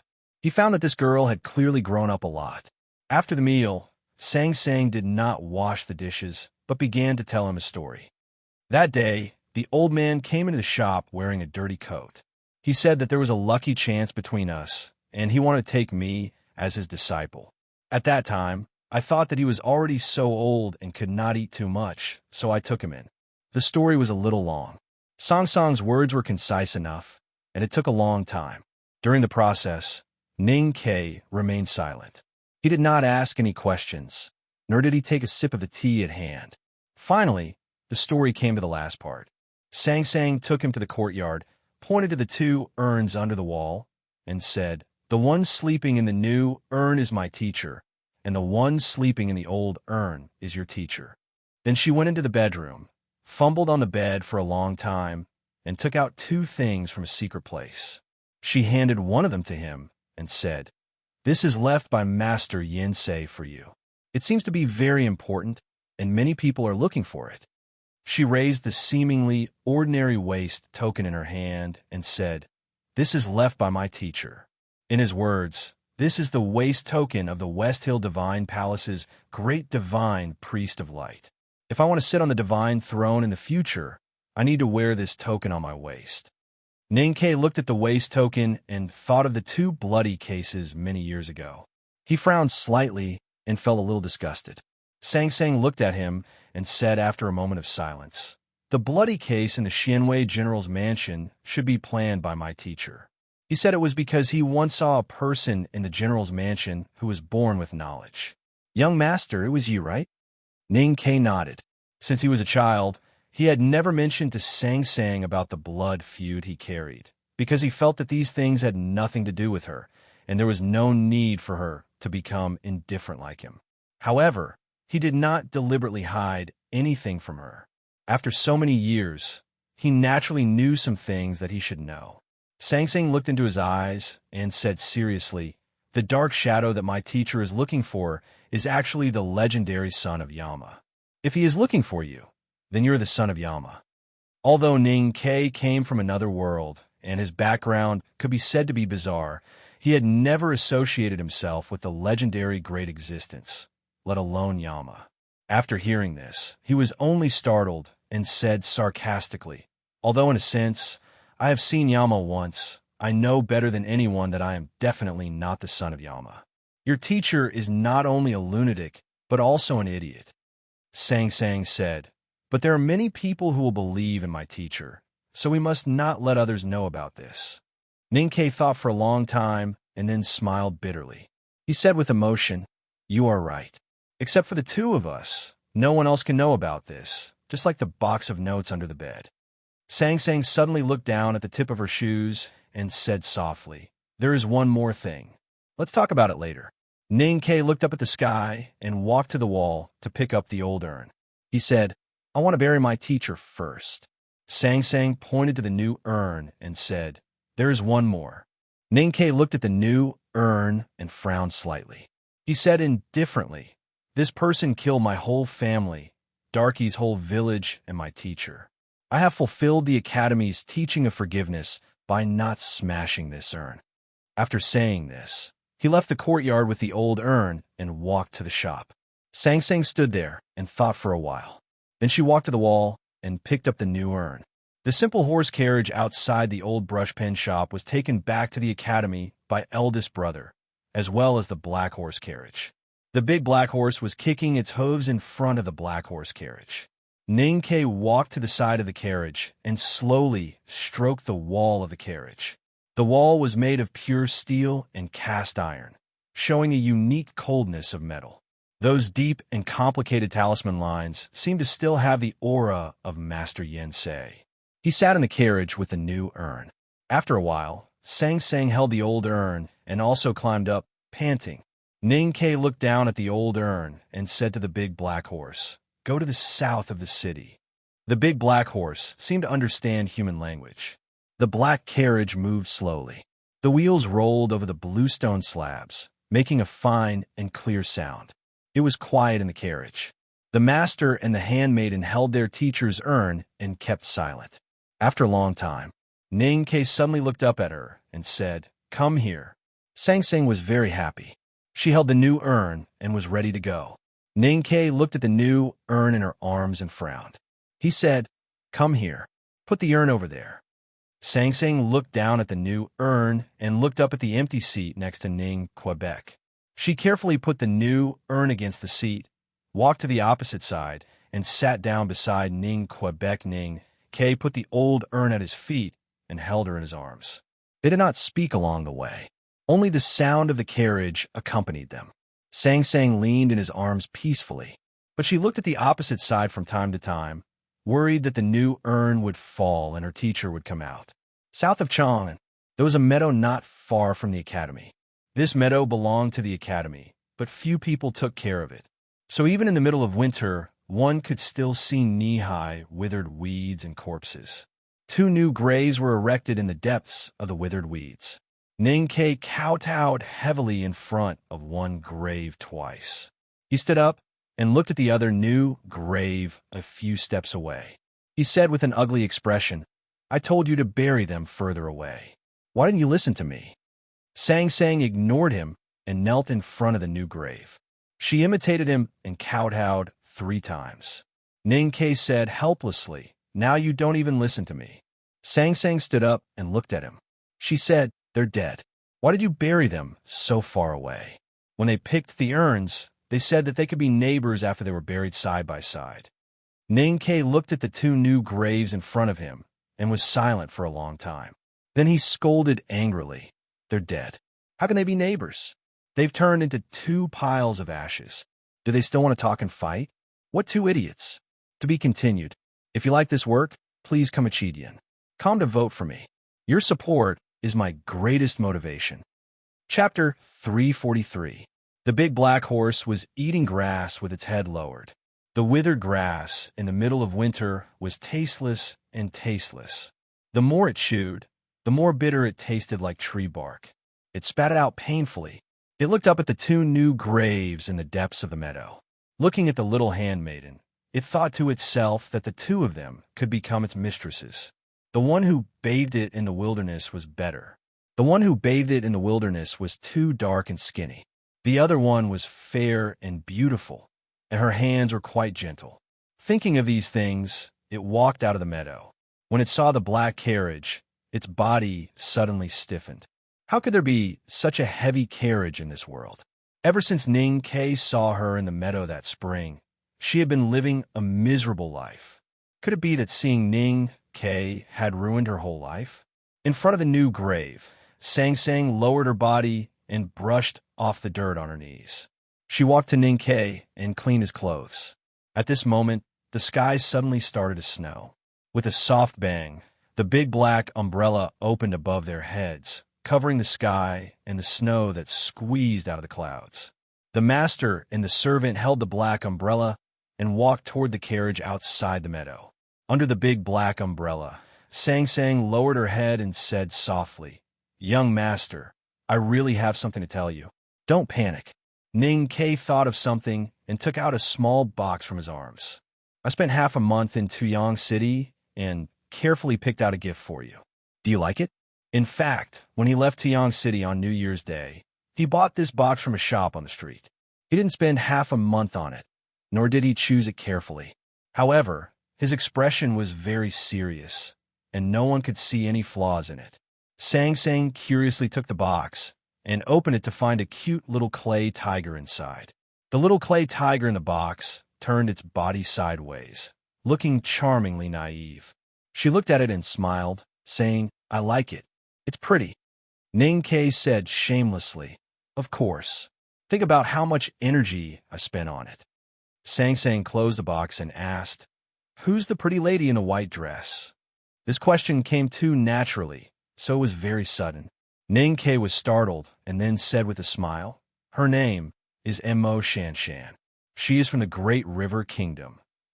Lin 47th Street was very quiet at night, except for the crackling of the braziers in the houses, the soft sound of withered leaves falling on the winter snow, and the special sound of the big black horse's lips.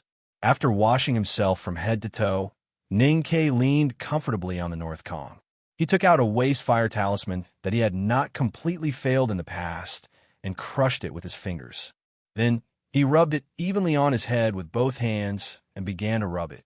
After a while, the remaining warmth in the talisman paper dried his wet hair, making it smooth and black. Get ready for bed. He happily crawled into the warm quilt and felt the comfortable temperature from the Kong bed. Suddenly, he found Sang Sang kneeling on the bed to make the quilt. He couldn't help asking, "Why did you come to sleep with me?" Sang Sang laid out the bedding, took off her coat, and folded it beside the pillow. She said, "I'm a grown-up now, of course I have to sleep in separate beds." Ning Ke was startled and found that this sentence was very reasonable, but he still felt a little unaccustomed. He thought silently for a while, then stretched his hand out of the quilt and flicked his index finger. The candle on the table was extinguished. "Then let's sleep." It was quiet in the room. After a while, there was a sudden rustling sound. Then his quilt was lifted and a small and slightly cold body crawled in and quietly leaned on his chest.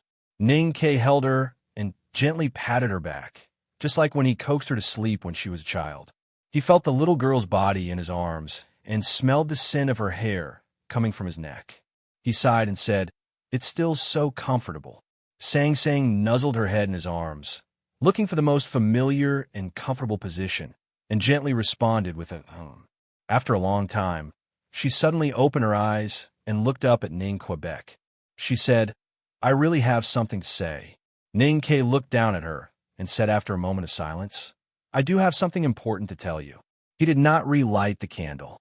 Instead, he took out a heavy ingot of snowflake silver from the corner of the wall and asked Sang Sang to focus on it.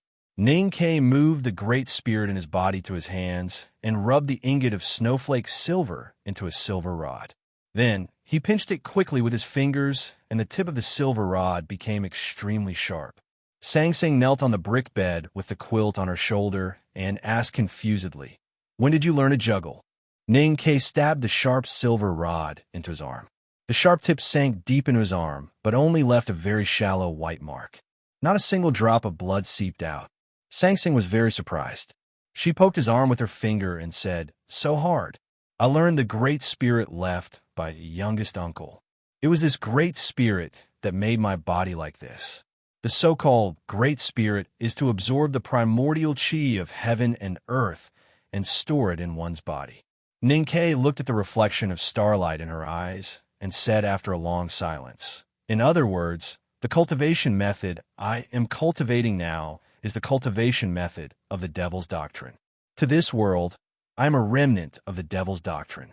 Even if he was the son of Yama, it did not affect Sang Sang at all, not to mention the remnant of the devil's doctrine. Was a young master who cultivated the cultivation method of the devil's doctrine not a young master? Sang Sang was stunned for a while and thought of another very important question. She said, "Well, then what the teacher said might be true. You are the son of Yama." Bullsh asterisk T. Ning Ke secretly moved his chi and kneaded the silver rod into a silver ball. He shook the quilt and covered the two of them. He said, "Don't mention those Bullsh asterisk T things. I want to eat fried egg noodles tomorrow." Sang Sang hummed in the quilt and said, "Got it." The next morning, Ning Ke went to the academy after eating a bowl of fried egg noodles with scallions, pepper, and eggs. Master Yin Sei gave him the horse carriage as a great inheritance, so he naturally took it. The original horse carriage had been paid off.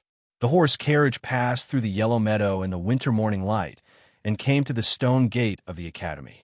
Ning Ke jumped off the carriage and untied the big black horse to let it play by itself. He carried his luggage and walked into the academy. He found the instructor and told some things about the frontier fortress practice. Then, carrying his heavy luggage, he walked past the houses, past the narrow alleys, and walked to the wetland. He looked at the fish swimming listlessly between the thin ice, and then looked at the dense forest in the distance. Finally, he came to the front of the old academy. It was all very familiar scenery, and he had a lot of good memories. Although he had not seen it for only half a year, he already missed it very much. The more he missed Chang, and the less he believed in the city of Wei. Looking up at the open east window of the old library, Ning Ke suddenly understood one thing. The place he missed the most was probably his hometown. He walked through the fog that shrouded the mountain and waved his right hand to drive away the last wisp of fog. Then he came to the wide cliff yard on the mountainside. Looking at the grass, flowers and trees that were completely out of season, and the silver waterfall falling from the top of the cliff in the distance, he could not help but feel refreshed and shouted, "I'm back." His shout echoed in the empty back mountain of the academy. After a long time, there was no response except his voice, and no senior brother or sister came out to welcome him. Ninkei could not help but feel a little resentful. He walked along the mountain path to the mirror lake, and then the expression on his face became happier and happier. Although there were still no senior brothers or sisters appearing, he heard someone playing the zither and singing in the forest beside the path. There was a crisp sound of chess pieces falling on the board and the sound of hoes digging into the soil. It must be the burial of flowers. There was a water wheel beside the stream, and the sound of iron forging could still be heard in the house in front of the water wheel. The monotonous and boring sound seemed to have never stopped. Ning Ke was refreshed. He weighed the luggage behind him and quickened his pace. However, halfway there, he was stopped by someone. He looked towards the direction of the voice and saw that the pavilion that had been destroyed by the first primordial 13 arrows in the center of the mirror-like lake had already been repaired. Seventh sister looked at him and covered her mouth with a smile. She waved her hand as a greeting. After a while, second brother, who looked serious, slowly walked out with his high hat. "You did a good job in practice this time." Standing by the lake, second brother said slowly with his hands behind his back, looking at the lake and mountains. His tone was calm and unquestionable.